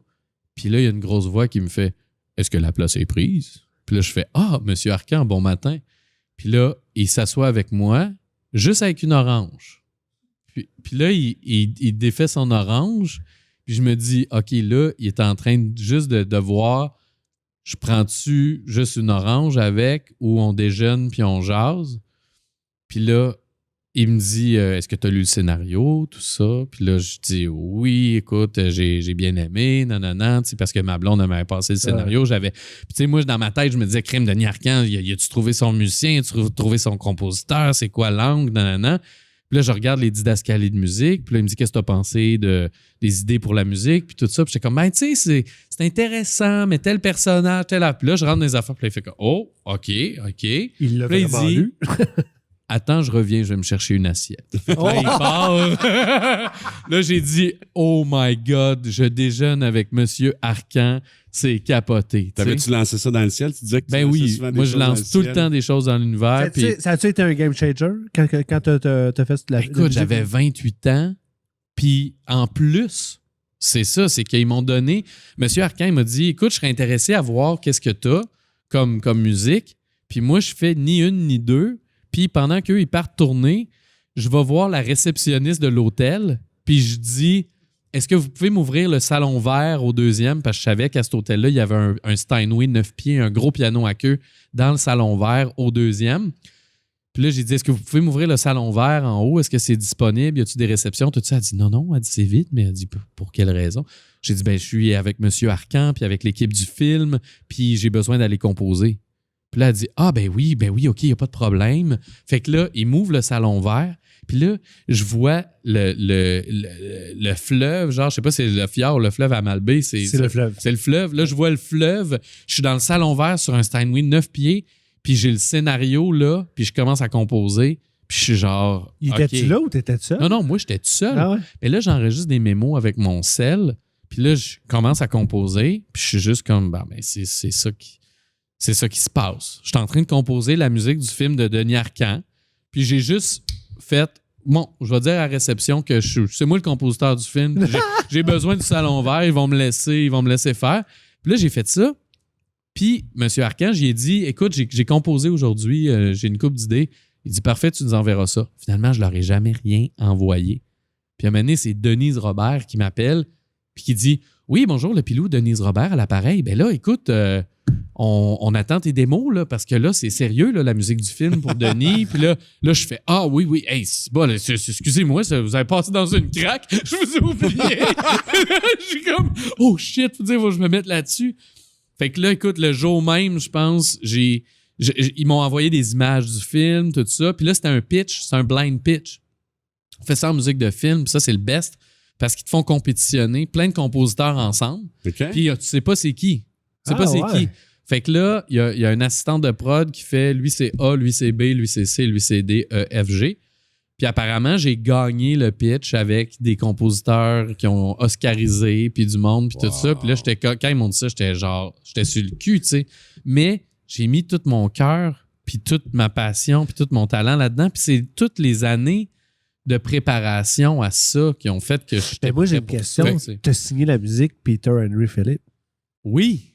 Pourquoi? Ben parce qu'à ce moment-là, je sortais Peter Henry Phillips. Au même moment? Au même moment. Puis ça, c'était une décision de production, de marketing. Parce que je chantais en anglais, puis j'étais un francophone. Ça paraissait pas bien. Puis là, il disait que Pilou, ça faisait trop garou. Ouais. Fait que là, ça marchait pas. Là, Pierre-Philippe Côté, ça sonne pas super anglo, ça marche pas. Fait que Peter Henry Phillips, c'était la solution. C'est là qu'il est né, Peter Henry Phillips? Oui, c'est là que c'est né, en fait. Pour la musique de film? Puis la stratégie, c'était de sortir le EP en même temps que le film, puis de vendre. Ben, en tout cas, ça a marché parce que c'est là que je t'ai connu. Ben, c'est ça. C'est fou, tu sais. Mais finalement, la rencontre avec Denis a juste été la motivation de dire je vais en composer parce que finalement, tu l'as eu blind. Là. Ouais, je l'ai eu blind à la fin. Ça t'a juste ouvert la porte de pouvoir compétitionner contre les autres. Exact. Ils m'ont pas choisi parce qu'ils m'avaient trouvé cool puis ils m'avaient rencontré à Shanghai. Ils m'ont choisi parce Ils m'ont choisi parce qu'ils m'ont fait compétitionner contre les autres puis j'ai livré ça, tu sais. Fait que ça c'est une fierté aussi parce que, tu sais, des fois, tu te dis « Ah, j'ai eu ça, j'ai fait ça », mais t'es pas trop fier parce qu'ils t'ont pris parce que c'était cool de te prendre. Par contact. Mais là, tu te dis « Christy, je l'ai gagné en blind test. » Mais j'ai gagné ma place au blind test grâce à ça. C'est ça. Parce que je l'avais rencontré à Shanghai puis j'étais arrivé en chopper. Charlot? Yes! Hey, man! T'es pas né avec virage média multi? Multi. Mais toi, tu racontais tantôt que t'es comme un peu né entrepreneur. Tu sais. Moi, je suis pas né entrepreneur, je suis devenu entrepreneur. Ouais. Moi, j'ai appris à devenir entrepreneur. Moi, pour faire une histoire courte, j'ai tout le temps été... Ce qui a été un game changer pour moi, c'est que ma grand-mère, quand j'étais en 5e année, m'a acheté un ordinateur. Elle m'a acheté ça pour me faire plaisir parce que j'avais pogné une piqûre. Puis j'avais eu un contact avec ça. Puis elle m'a acheté un ordinateur. Puis c'est là que tout est parti. Puis c'est avec ça que j'ai réussi à faire des... Moi, je tripais ces chars. Puis je reproduisais des signes de chars sur mon ordinateur. C'était ça mon gros trip. Là. Wow. Fait que je refaisais des signes Mercedes. Puis toutes ces affaires-là. Mais stencil, en collant? En graphisme, là, avec un logiciel de graphisme là, sur l'ordinateur en 5e année. Okay. Avec un Mac blanc, genre? Ouais, genre, c'est ça. Ouais, c'était un PC, moi j'avais, mais ouais, c'était une petite affaire, là, puis un genre de paint, là, puis je refaisais mes affaires.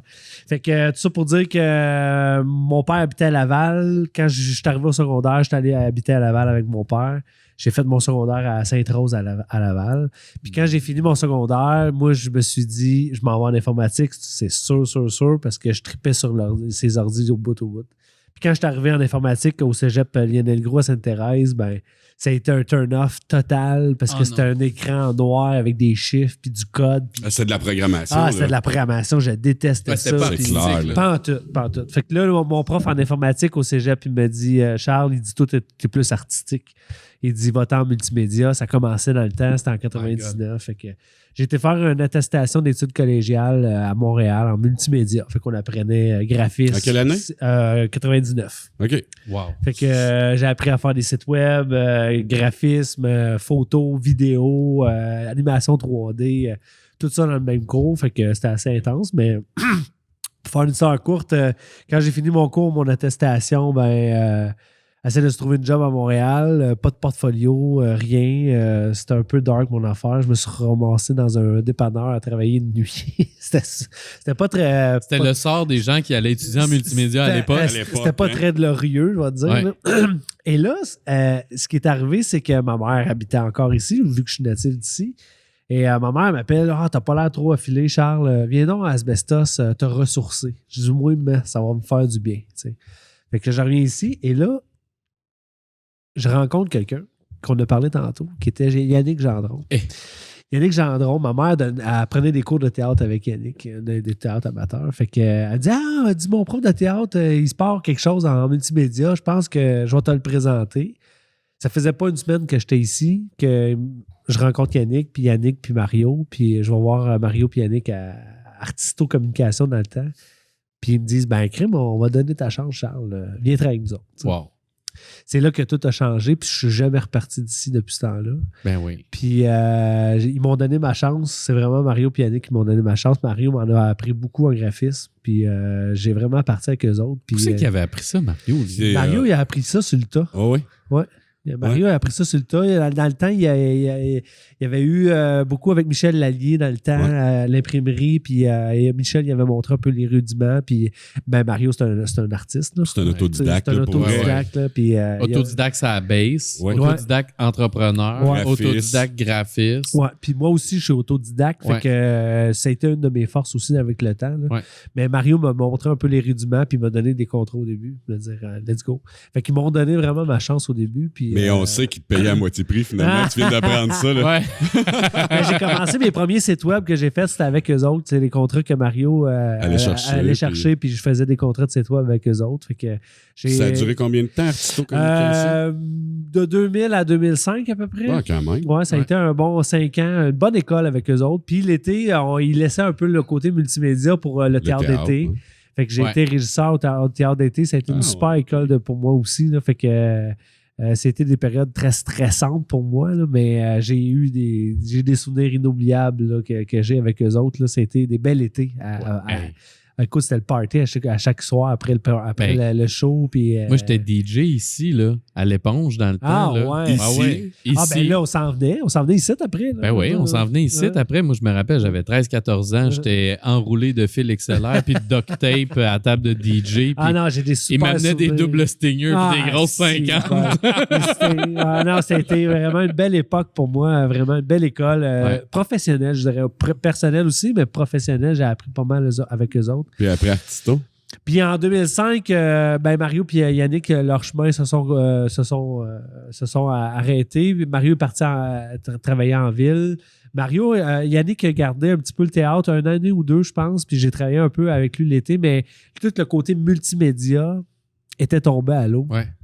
Puis je me souviens que Mario avait eu le contrat de la ville d'Asbestos à l'époque pour faire refaire le site web de la ville d'Asbestos.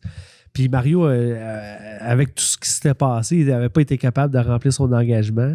Puis la ville était venue nous voir, puis ils ont dit, ben, de toute façon, c'est toi qui allais le faire le site. Ben, on va te donner le contrat à toi. Yes. Fait que j'ai fait, oh, OK, voilà une opportunité. Puis j'avais pas le guts qu'il fallait pour. Tu sais, on disait tantôt que j'étais pas entrepreneur. Je sentais qu'il me manquait quelque chose pour devenir entrepreneur.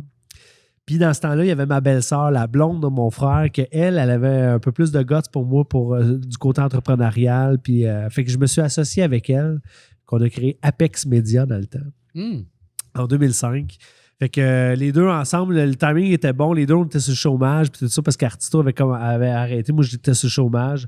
Mon premier contrat, la ville d'Asbestos m'avait donné de refaire leur site web, puis on est parti avec ça. Fait que j'ai roulé 5 ans avec Apex Media sur la première avenue, exactement au local où Ben oui, c'est ça, j'allais dire. Ah ouais? Ouais. Ah Fait que ouais. c'était. Mais c'est drôle parce que, tu sais, je vais souvent chez M. Chagnon ces temps-ci pour signer des actes notariés. Mais j'étais là, puis là, je regardais le building, j'étais comme, hey, man, ça ferait un beau spot de cowork site sans niaiser. La semaine dernière. Je regardais le building la semaine dernière ou il y a 2 semaines. Ben, tu regarderas le building dans 2 mois, puis il n'y aura rien à voir. Le mur de briques, là, faut que tu checkes ça. Là. Le côté, là. Non, c'est pas de la brique, là. Okay. C'est de la fausse brique, mais bon. Okay, on retape toute le chose au complet. Je rush un peu parce que Pilou, il reste à Saint-Adrien, puis c'est à une demi-heure d'ici. Fait que il y a le couvre-feu. Ah non, mais attends, on va gagner du temps, OK? Je vais aller pisser 2 secondes, continuer. Ouais. Là, Vas-y. on va gagner un peu de temps. Puis je connais un producteur qui peut nous signer des lettres. Ben, ça pour dire après que Apex, là, t'as fait Apex 5 ans, c'est ça? J'ai fait Apex 5 ans. On a développé des sites web, du graphisme et tout ça. C'est là que j'ai eu la piqûre de l'entrepreneuriat, dans le fond. Là. C'est quoi qui a fait le déclic? Tu disais, je me sentais inconfortable. J'ai l'impression que tu te sens je manquais de guts, je te dirais. Okay. C'est une question de confiance. C'est juste une question de confiance. Puis à un moment donné, quand la confiance, elle vient, l'entrepreneur, tu livres des contrats, puis tu prends confiance, puis à un moment donné, tu fais comme, OK, je suis capable. Tu étais en contrôle de ton élément, puis ça t'a donné assez confiance pour pouvoir. Avec le temps. Puis en 2010, notre histoire, moi puis Mélissa s'est arrêtée. Puis on a arrêté Apex Media. Puis j'ai démarré Virage Multimédia depuis 2010. Nice. Fait que je suis à mon compte à moi. Puis depuis 2010, ça a été juste de la croissance. Ouais, puis tu sais, tu disais, je sais pas c'est quoi d'être entrepreneur, sincèrement, là, parce que tu disais, j'ai pas la fibre entrepreneur, mais on a eu affaire ensemble une fois de temps en temps, mais on se côtoie dans bien des projets, là, mais moi, ce que j'aime de toi, c'est que ton côté calme, justement, pas ton côté à défoncer des portes, ton côté terre à terre, tu dis les vraies choses, tu dis comment que ça se passe, on sent pas de pression. Fait que, tu sais, je sais pas, c'est quoi la vraie fibre entrepreneur, mais en tout cas, peut-être parce que tu es plus en contrôle, justement, fait que tu dégages ça, puis t'as pas le stress de délivrer, puis tout ça. Là, mais... Peut-être. C'est une question de confiance. C'est beaucoup une question de confiance, mais ça s'apprend, tout ça. Ouais. Moi, certains profils vont dire, moi, je suis né avec ça, mais d'autres profils vont dire, ça s'apprend. Puis moi, dans mon cas, j'ai appris à devenir entrepreneur, puis aujourd'hui, c'est une passion. Là. C'est carrément une passion de vivre de l'entrepreneuriat pour moi aujourd'hui. C'est ce qui me fait triper le plus. La mine en est la preuve aussi, parce que c'est de dire, hey, wow, on a une belle opportunité de partir une nouvelle business. Fait qu'on l'a fait, on l'a parti, puis on part pas... Partir la business, c'est cool parce qu'on se trouve, on se crée notre travail, mais on fait partie d'un tout, puis c'est un autre côté qui nous récompense, qui nous valorise de dire, ben, je fais partie d'une communauté, je fais partie d'un... Tu sais, on parlait du hub, de la ruche, là, tu sais. Tu sais, tu vas faire partie de... Oui, tu as ton entreprise, oui, ça va... Le but, c'est de subvenir à tes besoins principaux et tout, mais ça va bien aussi. Tu fais partie d'un tout, de développer l'économie de la région. Puis ça a tout le temps fait partie... C'est super important pour moi de vouloir m'impliquer dans ma région, ça, là. Puis mes clients, je te dirais que c'est ce qu'ils apprécient le plus de moi, c'est que je suis un gars passionné, puis impliqué, puis je connais bien ma région. Je connais bien mes clients, je connais bien ma région, puis ça, ben mes clients, ils aiment ça. Ils aiment ça que je sois au courant de comment ça se passe ici, puis tout ça. Puis moi, à partir du moment que j'ai décidé de faire ma vie ici, moi, ça fait partie de toutes les décisions de vie que j'ai prises. J'ai décidé de faire ma vie ici. Puis comment je peux faire ma vie ici puis vivre de ce que j'aime, c'est de partir de mon entreprise, carrément. Ouais. Fait que ça a fait partie de toutes ces décisions-là. Comment tu sais, chaud du coq à l'âne, mais comment tu sais de la vie entrepreneuriale et familiale? Moi, mes enfants sont plus vieux, là, mais vous avez chacun... un enfant, Éléonore. Éléonore. Ouais, c'est bon. Puis toi, t'en as 2 et demi parce que t'as un chien, là. Mais je me trompe pas, hein. T'as Caleb, t'as un enfant de cœur. Ouais. C'est vrai, t'as fait tes recherches, Yann. Ouais. Comment c'est de vivre ça là, en tant qu'entrepreneur? Parce que là, toi, vous êtes dedans, là, vous avez des jeunes enfants. Là. Ouais, mon gars, il vient juste d'avoir 9 ans, mais c'est jeune. C'est sûr que moi, je me suis séparé en 2017. Fait que à partir de 2017, je suis tombé à temps partiel, papa à temps partiel. Ouais. Puis ça a tout changé pour ma vie entrepreneuriale. Mon côté entrepreneur, ouais, vraiment. Fait que quand moi, j'ai mon gars, la business est plus sur pause, je prends du temps pour mon gars. Mais quand il n'est pas là, là, je rouvre la machine. Là, je suis à fond, puis mon chiffre d'affaires a fait ça aussi. Ouais, okay. Ça a fait une grosse différence. Mais à l'inverse, quand mon gars il est né, j'ai pu prendre de dire, OK, je mets la business sur pause, puis je prends du temps pour mon gars. Moi, ma blonde de l'époque, la mère de mon enfant, quand elle a accouché, elle a fait un retour aux études. Fait qu'elle, elle devait investir beaucoup de temps dans ses études. Ouais. Puis moi, j'étais à la maison. Tu t'es permis d'être plus avec ton enfant. Puis je me suis... fait que les 2 premières années de la vie de mon garçon, là, j'étais là à temps plein, full à côté. Là. Fait qu'aujourd'hui, je vois une relation avec mon gars que je suis super proche parce que j'étais là depuis le début, puis il y a quelque chose de solide que j'ai bâti avec lui. Mais en plus, si tu donnes plus de temps quand tu es avec, tu mets un peu plus sur pause ton en tout cas, tu y vas plus mollo sur l'entreprise, puis tu y vas à fond. J'imagine que tu partages beaucoup de moments là, pendant ce temps-là. Là, en plus, avec la pandémie, on a besoin d'investir. Non, vraiment. Ouais. Mais pour moi, ça a été plus facile depuis que je suis papa à temps partiel, parce que là, j'ai pu, comme tu disais tantôt, segmenter. J'ai pu segmenter mon côté papa puis mon côté... Mais c'est une bonne question, Yann. Mais l'entrepreneur, quand il n'y a pas d'enfant, mettons, quand tu n'as pas ton gars pendant une semaine, tu peux te booker des rendez-vous. Tu sais, tu peux faire un Elon Musk de toi puis travailler 100 heures cette semaine-là. À côté, là. Puis après, l'autre semaine d'après, peux juste faire une petite semaine normale de 30 heures, That's puis it. être là au retour de l'école. Moi, c'est comme ça. C'est comme ça que je vois ma vie en ce moment. Moi, je trouve ça fou, tu sais. Ouais. Puis moi, tu sais, dans mon expérience, nous autres, tu sais, c'est compliqué, vous le savez. C'est un autre monde, là, je veux dire. Ben, Les horaires. ben avec tout, ma blonde qui est Ta blonde comédienne, c'est ça? Ouais. qui fait qui a besoin d'être à Montréal pour le travail, qui a besoin d'être ici pour son atelier, tout ça, qui travaille beaucoup, qui a des textes à apprendre, des fois, c'est des 2 semaines. Quand je joue au théâtre, c'est 3 mois. Là, moi, je perds ma partner 3 mois, elle revient. Ça a un impact sur la vie fin de parentale, ça, là. Ah, puis c'est pas juste... Là, c'est pas un entrepreneur, c'est 2 entrepreneurs. Ouais. Ben là, c'est ça, c'est parce que l'affaire, c'est ça, c'est que ma blonde, là, la pandémie, ce que ça a créé, en fait, c'est qu'elle a dit, écoute, je pense que ça fait 8 ans qu'elle travaille sur un brand, sur un projet de boutique puis de galerie d'art. Mais Parce que ta blonde a peint, elle n'est pas juste comédienne. Ma blonde a peint, elle est comédienne puis elle peint. Et puis, elle travaille sur un projet de galerie d'art puis de brand, puis elle ne sait pas pourquoi, mais elle fait ça depuis 8 ans, depuis qu'on est arrivé à Sainte-Anne. Puis là, elle a trouvé le lieu pour le faire. Puis la pandémie, le fait que des productions ont été annulées, des choses se passent moins, toutes ces gigs de voix qu'elle faisait pour de la publicité ou des choses comme ça, moi, ça faisait des années que je dis, maintenant, là, les compagnies qui veulent que je fasse des voix pour eux autres, je dis, vous m'envoyez les tracks, je les fais chez nous, j'ai un studio, je vous envoie ça dans demi-heure, c'est fait. Puis là, je disais à ma blonde, je disais à tes agents qui travaillent là-dessus, puis la pandémie oblige, tous les contrats rentrent direct à la maison, fait qu'on fait ça en pyjama dans le studio, c'est magnifique. Sauf que là, ça y a dégagé du temps aussi, puis l'espace mental pour dire, hey, qu'est-ce que je fais avec ce temps-là, puis tout ça. Et puis, elle s'est lancée, là, écoute, c'est tout un concours de circonstances, tu sais, il n'y a rien qui arrive pour rien, là, tu sais, ça se passe, les choses. Mais tu sais, vous connaissez La Galerie des Nanas de Jean-Robert Bisaillon, puis de Martine. Salut Martine. Fait que là, Jean-Robert, tu sais, me partage que le bâtiment est en vente, puis tout ça. Fait que là, ma blonde puis moi, on se crée un besoin d'avoir une galerie d'art. Et puis, ma blonde a dit, crème, j'ai déjà tout le branding, la boutique, l'affaire, je sais ce que je veux faire. Fait que on va visiter tout ça. Finalement, ça ne fonctionne pas pour ce bâtiment-là, pour peu importe les raisons, mais la graine était semée.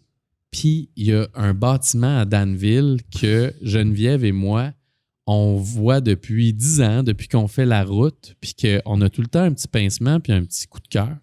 C'est l'ancienne galerie Yvon Bélanger, au 2022 Water, qui était l'ancienne boulangerie. Ah ouais. Avec les portes bleues. À côté du dépanneur. Ben oui. Ben là, on a fait l'acquisition du bâtiment en décembre. Ah, félicitations. Ouais. Oh, nice. Et puis Geneviève va ouvrir la galerie boutique G de BR pour Geneviève Boivin-Roussy, pour ses ancêtres Boivin puis Roussy de Gaspésie puis tout ça. Fait que c'est la galerie G de BR et la boutique Germaine.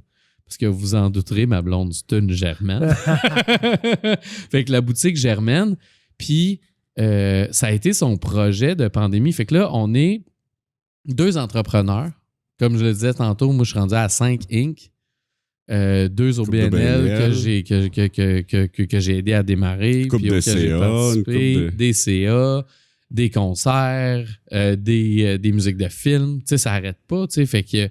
Puis là, on a de plus en plus d'artistes en édition sur Birdhouse Publishing, sur le label La Belle Étiquette. On a des sorties, des artistes comme Georgette de Flamingos Pink, des carrières qui veulent décoller puis qui décollent, puis dans lesquelles on investit du temps, de l'argent, tout ça. On a 5 personnes à Montréal qui travaillent sur les éditions, puis le label, puis même nos partenariats avec d'autres entrepreneurs font en sorte qu'on mutualise, puis on partage des ressources, puis des bureaux. Fait que, tout ça fait en sorte que la vie familiale est compliquée, vous le saurez, mais pour moi, c'est important. Ça me fait réaliser aussi, tu parlais, Charlot, que quand t'es là avec ton gars, cette semaine-là, c'est sacré, t'es là. Ouais. Mais maintenant, ce à quoi je travaille comme entrepreneur, c'est plus être essentiel aux opérations. C'est-à-dire que je peux avoir une idée, je peux avoir un concept, je peux avoir quelque chose que je souhaite réaliser. Tu peux être un Puis que leader. le client, exactement, puis que le client veut voir se réaliser. Puis je peux m'entourer de gens qui sont compétents, qui partagent la vision, puis qui sont là, tu sais, pour faire arriver les choses. Puis moi, je peux être un idéateur, puis je peux être un leader de ce projet-là, mais pas avoir à manipuler l'ordi puis à faire le 9 à 5 puis là, tout ça. T'es le Parce que- Hugues du camp musical, mais Ben, c'est ça, je suis les C'est un traces. bon lien, ça. Je suis les traces de tu mon fais confiance, mentor. tu fais confiance Je fais aux gens, confiance tu aux gens. délègues, tu J'apprends à chapeautes déléguer, ça, ça j'apprends va à pas bien, tu le chapeauter. fais mieux qu'eux autres, un peu plus vite. Et ça, là, tu sais, puis j'essaie de... Mais tu sais, ça m'est arrivé dans le passé, tu sais, puis là, d'arriver puis de reprendre une job, un client revient, il dit « Ah, il y a telle affaire. » Puis là, moi, je me fâche, là, je fais ça en 1 heure, je parle, puis là, mon assistant en ce moment est excellent, mais tu sais, dans le passé, ça m'est arrivé de faire « Ah, mon Dieu, je suis en train de faire un Hugues. » Pour vrai, je suis Ouais, mais en t'as train appris de d'arriver... ça, si tu vois qui J'arrive là, puis je fais, c'est de même qu'on fait ça, puis ça devrait pas te prendre plus qu'une demi-heure faire ça, puis c'est comme ça. Puis ça, c'est normal comme boss, puis comme leader, Ah puis ouais. comme entrepreneur, de dire, écoute, là, je sais pas ce qui s'est passé, mais le client a reçu une track avec du bruit blanc, avec du... Puis là, Comment? quand tu livres quelque chose à Radio-Canada, tu l'écoutes 8 fois. Puis tu l'écoutes 8 fois, puis tu t'assures qu'il n'y a pas de glitch, qu'il n'y a pas de pop, qu'il n'y a pas de ci, de ça. Puis là, c'est ça. Je me suis ramassé, tu sais. Puis des fois, tu le sais, vous le savez, comme entrepreneur, comme leader, nous autres, on l'a à cœur. On est là. Nos couilles sont sa bûche. Ouais. Notre réputation est en jeu parce qu'on est du monde qu'on a un nom. Tu sais. Mm. Moi, mon père m'a appris ça. Tu as un nom. Quand tu te promènes en ville, là, tu portes mon nom. Fait que fais-moi pas honte. Puis agis comme faut. Puis notre Ben, fierté. notre fierté, notre nom, puis notre savoir-faire. Puis là, quand tu as quelqu'un qui est sur un payroll qui fait une job, mais qui n'a pas ça tatoué sur le cœur, puis qui n'est pas là pour représenter ses intérêts-là, vous le savez, ça se peut pas. Ça marche pas. Puis des fois, comme entrepreneur, tu t'en rends compte au début, là. Tu t'en rends compte au début de la relation, mais tu fais fi de ça, tu te dis, ah, au moins, j'ai quelqu'un pour faire J'en ai la besoin, job, j'en ai besoin, c'est là, sinon, il n'y aura personne. Avec là, tu le fais. Mais de plus en plus, j'apprends à respecter les organisations qu'on a créées, puis que j'ai créées, puis à dire, non, il faut qu'il y ait un standard, il faut qu'il y ait un minimum d'implication. Puis De la part de l'employé? de la ou- part de l'employé, Ah ouais? tu sais, une implication au niveau des valeurs, au niveau du rendu, au niveau du truc, tu sais, d'y expliquer comme mon père m'expliquait dans le temps, quand tu vas, quand tu es à l'aréna, puis que je te vois pitcher des frites dans un gradin, ben, tu fais pas ça. Parce que c'est comme si moi, je pitchais des frites dans un gradin, puis là, je suis comme, oh, pelay, jamais pu pitcher de frites dans un gradin à l'aréna, tu sais. Mais d'expliquer ça à un employé, mais de manière bienveillante, tu sais, Ouais. d'être dans la bienveillance, puis dans leur donner les outils aussi. Dans tous tes Inc, tu as combien d'employés au total? Ben écoute, je sais plus, là. Ben dans les... on a créé une couple d'emplois, là, dans le coin, là, tu sais, au label, tu sais, au studio, je te dirais, c'est 3 à 4. Sur le payroll, là? Ben, j'ai pas de payroll, OK. en fait. C'est beaucoup de contractuels. Des sous-traitants. C'est beaucoup de sous-traitants, mais tu sais, des sous-traitants, moi, j'encourage mes employés à se partir des business, OK. puis à faire leur business. Parce que puis payer des DAS, tu veux pas ça. Non, ben c'est ça. Ben, tu sais, on le fait, là, tu sais. Au minimum, disons. Ouais. On le fait, mais au minimum. Mais c'est une culture entrepreneuriare aussi, puis c'est Ah des ouais. nouveaux modèles. C'est Ouais. de dire, Ouais. moi, mon assistant, tu sais, à Saint-Adrien, il s'ouvre des studios, là, tu sais. Moi, j'ai vendu un terrain à un gars qui ouvre un studio, puis son studio, je l'ai équipé, je l'ai aidé Pour vrai? à se partir, oui. Parce que tu fournis pas? Parce que je fournis pas, j'ai besoin de plus de lieux. Fait que lui, il dit, je veux faire un studio parfait, je te vends un terrain, tu construis ton studio, je vais équiper ton studio, puis on est partner, puis let's go, je vais t'amener du monde chez vous. Puis on travaille ensemble à ça. Il y a, tu sais, que ce soit des mixeurs, tu sais, on est toutes des micro-entreprises, les artistes, puis les artisans du milieu du cinéma, puis tout ça. Fait que j'encourage ça, là. Moi, s'il pouvait avoir 8 studios sur ma rue, là, je serais vraiment heureux, là.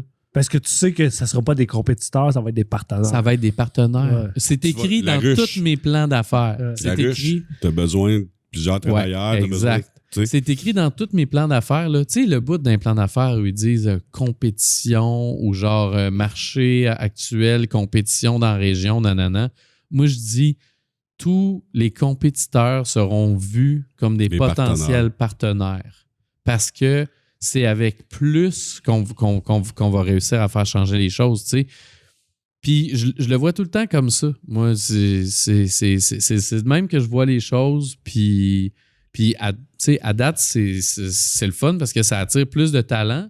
Ça me permet de dire à plus de monde, oui, venez travailler avec nous autres à Saint-Adrien, on a les ressources. Puis quand ça arrive qu'aujourd'hui, il y a 3 artistes qui sont en résidence à la Meunerie, il y a 2 artistes qui sont en résidence au studio. Il y a mon assistant qui travaille sur des projets. Il y a un projet de captation dans l'église à soir. Il y a un autre projet de captation plus tard à soir. Il y a des tournages, il y a des choses. Bien, c'est parce qu'on est plus à pouvoir le livrer puis à pouvoir le faire. Wow. Ouais. Pour revenir à la vie familiale, je pense que Léonard est mêlé. T'as fait ton studio chez vous. Ouais. Je pense que vous l'impliquez, elle doit venir enregistrer, elle doit savoir. Ben oui. Elle comprend tout ça. Là. Non, c'est ça. Elle est impliquée, elle est avec toi. Là. Elle a quel âge, là? À 6 ans. 6 ans? Ouais. Elle a perdu ses 2 palettes la semaine dernière. Là. Elle doit c'est triper, là. Ça doit être comme un monde. Elle a plein de mononcles puis de matantes, puis il y a plein de la créativité, puis dans le bois, puis... Ben oui, elle a grandi avec dans un monde d'adultes, là. Des conversations, elle a accès à des conversations que des jeunes de 6 ans n'ont pas accès d'habitude, puis tu sais... Elle a beaucoup d'attention, là. Ben écoute, les artistes, ils arrivent au studio, ils amènent des cadeaux à Éléonore, tu sais, elle vient dans le studio, elle finit à la garderie, elle vient dans le studio, elle écoute les affaires, elle dit « Papa, je veux jouer du drum. » Je pensais que t'allais dire « Papa, ça, c'est pas bon. » Non, mais des fois, elle dit « Ouais, c'est pas très bon, ça. Mais il est fin, tu sais. Mais il est fin. Il m'a amené des bonbons. » Puis là, tu sais, c'est ça. Fait que, tu sais, elle vit dans un monde de grands. Puis là, tu sais, dernièrement, on est allé comme commencer à aménager la galerie d'art, puis les résidences d'artistes à Danville, puis tout ça, à la galerie de Geneviève. Puis elle est venue avec nous autres. Puis là, elle dit « Vous êtes drôles, vous autres. » Puis là, elle dit « Oui, là, hein? » Elle dit « Vous en avez des projets. En tout cas, hein, ça n'arrête pas, les projets, vous autres. Hein? » Puis elle nous trouve drôles. Tu sais, je pense que... Mais tu sais, puis en même temps, je sais pas, tu sais, en même temps, il faudrait demander à elle serait ici, là, elle nous ferait rire, là, tu sais, où elle voudrait s'en aller, ou vous checker sa tablette, hein, comme une enfant de 6 ans. Mais... non, tu sais, je pense qu'elle évolue dans ce monde-là, puis elle découvre l'art, le milieu des arts, puis des fois... ça la rend fière.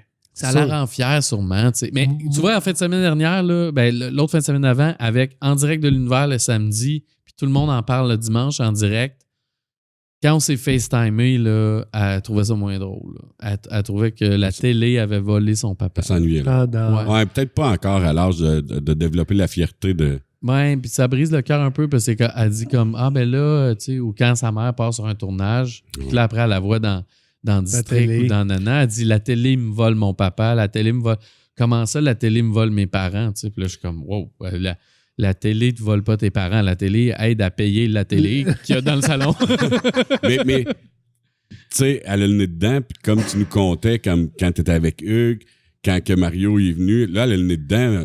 Mais qu'elle fasse un podcast dans 30 ans, elle va tout mettre ces liens-là, elle va tout faire relier ces points-là, de dire « Ah, moi, mes parents, il y avait un studio, puis ma mère était comédienne. Des fois, elle partait, il a fallu que je développe mon autonomie, mon indépendance. Puis, tu sais, ça m'a amené à faire ça. Puis, on le voit pas parce qu'on le vit là, mais tu sais, moi, je pense qu'elle gagne beaucoup aussi à travers ça, là, dans le sens, c'est sûr. Elle a une ouverture sur beaucoup de choses que la plupart des enfants n'ont pas pour le moment. Puis je pense de vivre ça à Montréal aurait été très différent de le vivre à Saint-Adrien. Là. C'est drôle que tu dises ça parce qu'elle me dit des fois, parce qu'on a un appart à Montréal, puis là, elle dit, tu sais, notre appart, on l'a loué depuis le début de la pandémie. On a un ami qui revenait de voyage, qui avait besoin de faire une quarantaine.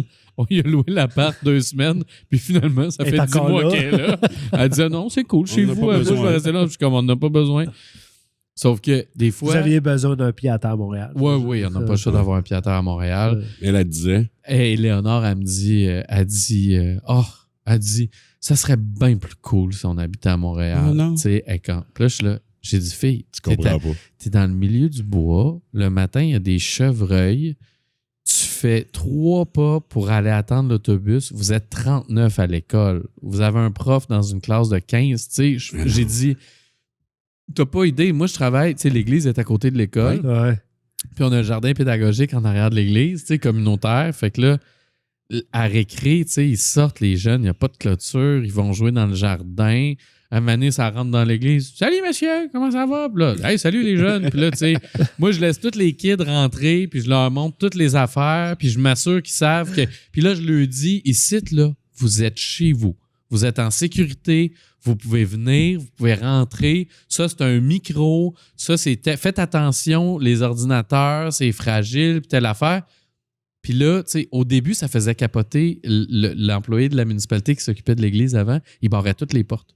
Puis là, moi, ça me faisait capoter. Moi, je suis pas un gars qui barre les portes, là. Tu sais, j'aime pas ça, là. J'aime ça open. On fait confiance à l'humanité. Let's go. Fait que là, un moment donné, je dis, non, laisse tout ça débarrer. Les jeunes vont venir, ils vont faire du grabuge. Là, je dis, mais non, les jeunes, ils viennent ici, je leur laisse faire du skate dans l'église et ils sont chummés, ils savent. On est là pour eux autres. Les jeunes à Saint-Adrien, ils viennent me voir et ils disent, hey, Pilou, il y a du monde qui nous ont demandé c'était où ton studio hier. On leur a pas dit. On les a envoyés dans le rang des chutes. Puis là, je dis, c'est bol, man. C'est pour ça que mes clients se sont perdus, tu sais. Ben, ils disent, on ne savait pas trop, là. Il y avait l'air louche, il y avait l'air de venir de la Montréal, là. On t'a protégé, Pilou. On t'a protégé. Les jeunes, ils me disent, on leur dit pas c'est où chez vous. Mais parce que là, le monde, il débarque à Saint-Adrien, il débarque au Saint-Vrac, il débarque à l'église, puis, ouais, il y avait tout, Pilou. Là, le monde, il pense que là, ils vont venir chez nous, puis on va être chummés. Là. Moi, je suis. C'est des groupies, c'est des. Ben, c'est ça. Puis là, ils disent, le connaissez-vous, tu sais? Oh non, on a vu ça à la TV, là. On voulait venir. C'est un attrait touristique de Saint-Adrien, ça, là? C'est quoi? C'est un attrait touristique, là. Je dis, non. Ben, fait que là, ben, je suis bien content que les jeunes de l'école, ils les envoient dans le rang des chutes. T'es le frère de pèlerin de Sainte-Anne? Ah, si bol, hein, tu sais? Ouais. Mais. Ça me fait penser, ça a tellement pas rapport. Ouais, vas-y. On s'en va pêcher dans le nord de la Tuque, puis on est en train de monter entre Shawinigan puis la Tuque, puis il y a comme un arrêt. Il n'y a pas d'autre chemin, là. Après, à 40, c'est comme... C'est arrivé à la Tuque, là. Tu sais, des villages avant, là, mais... Puis il y a un arrêt, genre un arrêt pipi sur le bord de la rivière du Saint-Maurice, puis... Il doit faire 1 heure qu'on a dépassé la 40, d'après moi, puis un char qui arrive en décapotable, puis un gars qui dit « Hey, les gars, quelle sortie pour se rendre à Montréal, si tu parles là, tu sais? » Et là, il s'en va à la Tuque, là. Il a manqué à 40 solide, là. Lui, il est à 1 heure de la 40, puis il s'en va à la Tuque, puis il se demande, il est où Montréal, là? Épalaille. Là, il y avait un petit délai de dire, on l'envoie dessus, on le renvoie dessus à 40 ou 100 km, là, pogne la première sortie, tu vas voir la Tuque, après ça, t'arrives à Montréal, mais finalement, on était correct, on l'a renvoyé. On dit, hey, toi, t'es perdu, hein, Chris. Mais ouais. Hey, ça fait déjà un petit bout, puis comme je dis, on est couvre-feu, malheureusement. On reprend ça quand, là? N'importe quand, pour vrai, là. Partie 2. Ouais, on pourrait faire une partie 2. Ouais. Moi, je suis down. Ouais, parce que là, il y a tellement d'affaires qu'on n'a pas parlé, puis tellement de projets. Tu sais, tu t'as lancé, moi, je veux qu'on parle la mine. Man, là, j'ai de voir ta calotte, la mine, en plus. Ouais, c'est le nouveau brand de mine. Mais on pourra peut-être en reparler, mais qu'elle soit partie. Ah, bonne idée, on pourrait faire ça. Ouais. C'est en mai? On espère. OK. Tu sais, c'est quoi les rénovations? C'est bol. Ah, mais on fera un hors-série part 2. Mais on va partir la galerie de Geneviève aussi autour de ces dates-là. Ah, c'est bien cool, ça. Fait que, tu sais, on peut se coordonner. Puis on peut le faire là. On pourrait aller à la galerie ou on pourrait aller à la mine. On pourrait aller à la mine, on pourrait aller à la galerie, on pourrait venir au Beam, on pourrait, tu sais... Parce qu'on n'a même pas parlé, justement, du projet 1606, du Beam, du studio, on a à peine parlé. T'as trop de ink, c'est ça qui arrive. Ouais, mais même là, on n'a pas parlé de tes services, là. On sait multimédia, là. OK, tu m'as corrigé, on comprend pourquoi, ça, mais... toutes les dimensions puis tous les univers possibles, multimédia. À la base, au niveau académique, j'ai été en multimédia, mais aujourd'hui, Virage Multimédia, c'est quoi? C'est des sites web, c'est du branding, du graphisme. Ouais. C'est vraiment Podcast. du podcast Du un podcast, peu. mais oui, regarde, un peu. Red, là. Ah non, mais- c'est oui. sûr qu'il y a eu du vidéo dans ça. Puis Ouais. la passion, je suis photographe En de plus. passion. Ben là. Mais j'ai Trip, tra- c'est chars de rallye. Ouais. Trip, c'est motocross. On n'a même pas parlé, Estine. Non, c'est vrai. J'ai ma licence de pilote de rallye en plus. Hein? Pour vrai? Pour vrai? Ah, Ouais. tu vois, regarde. Faut en faire une part 2, c'est sûr. C'est des chars de rallye électriques? Non, Ça Pas existe-tu? encore? pas Non, encore. ouais. Il va falloir en faire. Pas Ouais. encore. T'as une Tesla. Elon Musk. Ouais, puis ça brise tout le temps dans les rangs. Fait que c'est pas Hey, fait je pour faire casse du des rallye. mags. Là. Pour Ça vrai? fait 2 fois que je casse des mags. Non, à cause des routes qui sont. Ben, à cause des rangs. C'est pas encore fait pour du rallye, les chars électriques. En tout cas, moi, j'ai une Volt, puis elle est tellement basse que j'ai un mini banc de neige que, écoute, avec une écho, avec une Hyundai Accent, je passe au travers, puis avec la Volt, je reste jamais. Là. Ce qui est le fun avec la Tesla, c'est la suspension pneumatique. Ah, va Moi, donc quand chier, j'arrive toi. dans le rang, c'est géolocalisé. Où ce qu'il y a des grosses bosses, c'est géolocalisé. Puis juste Il avant. l'ajuste? Pour vrai? Ben oui, ça ouais. lève d'un Si, pouce. c'est hot. Puis là, t'as plus d'empattement. C'est le fun. Mais ça n'empêche pas de casser des mags. Ben, je casse des mags à la place, tu sais. Moi, je vais trop vite, je casse pas les vagues. C'est pas vrai. Hey, les boys, un méga gros merci. C'était le fun, c'était interactif, c'était cool, puis j'en aurais fait pendant 2-3 heures. Ouais, encore. moi Ouais, aussi, c'est vraiment. le fun de On vous refait voir. ça, Pilou? Ouais, Ouais, mais hein. Good. Good, Ben, attends, je vais partir un podcast au Beam, puis Ouais. je vais vous inviter. Ah, on finira j'aime ça. Si. Bonne idée. Malade. Yes. C'est ça la. C'est ça le grand merge. C'est ça, la... c'est ça, le hub. Moi, j'aime mieux C'est la ça, le ruche. hub. Je sais pas pourquoi le hub. Je trouve Ouais, ça mais la cool, ruche, ça existe j'aime ça. déjà. C'est un organisme qui font du sociofinancement. Ouais, ben là, un hub, ça existe déjà. Tu peux t'acheter un hub USB, tu peux t'acheter un hub Wi-Fi. Hein? Ouais, mais c'est ça, c'est un hub, c'est un connecteur. Ah, ok, ok. Tu sais, mais la ruche. Une ruche, je trouve ça cool. Ben, tu sais, la reine a besoin de ses travailleurs, elle a besoin de ceux qui font le miel, elle a besoin de ceux qui s'occupent des larves, des bébés. Elle a besoin, Ouais. puis, tu sais, plus ça grossit, plus ça peut accueillir du monde, plus ça produit du miel. La Tout- mine, la ruche, le hub. Whatever. Tout est Tout là. est dans tout. Hey, cheers les boys, on se reprend dans Cheers. le plexiglas. Merci, Pilou. Merci à vous autres. Merci, Yann. Chin. Yes.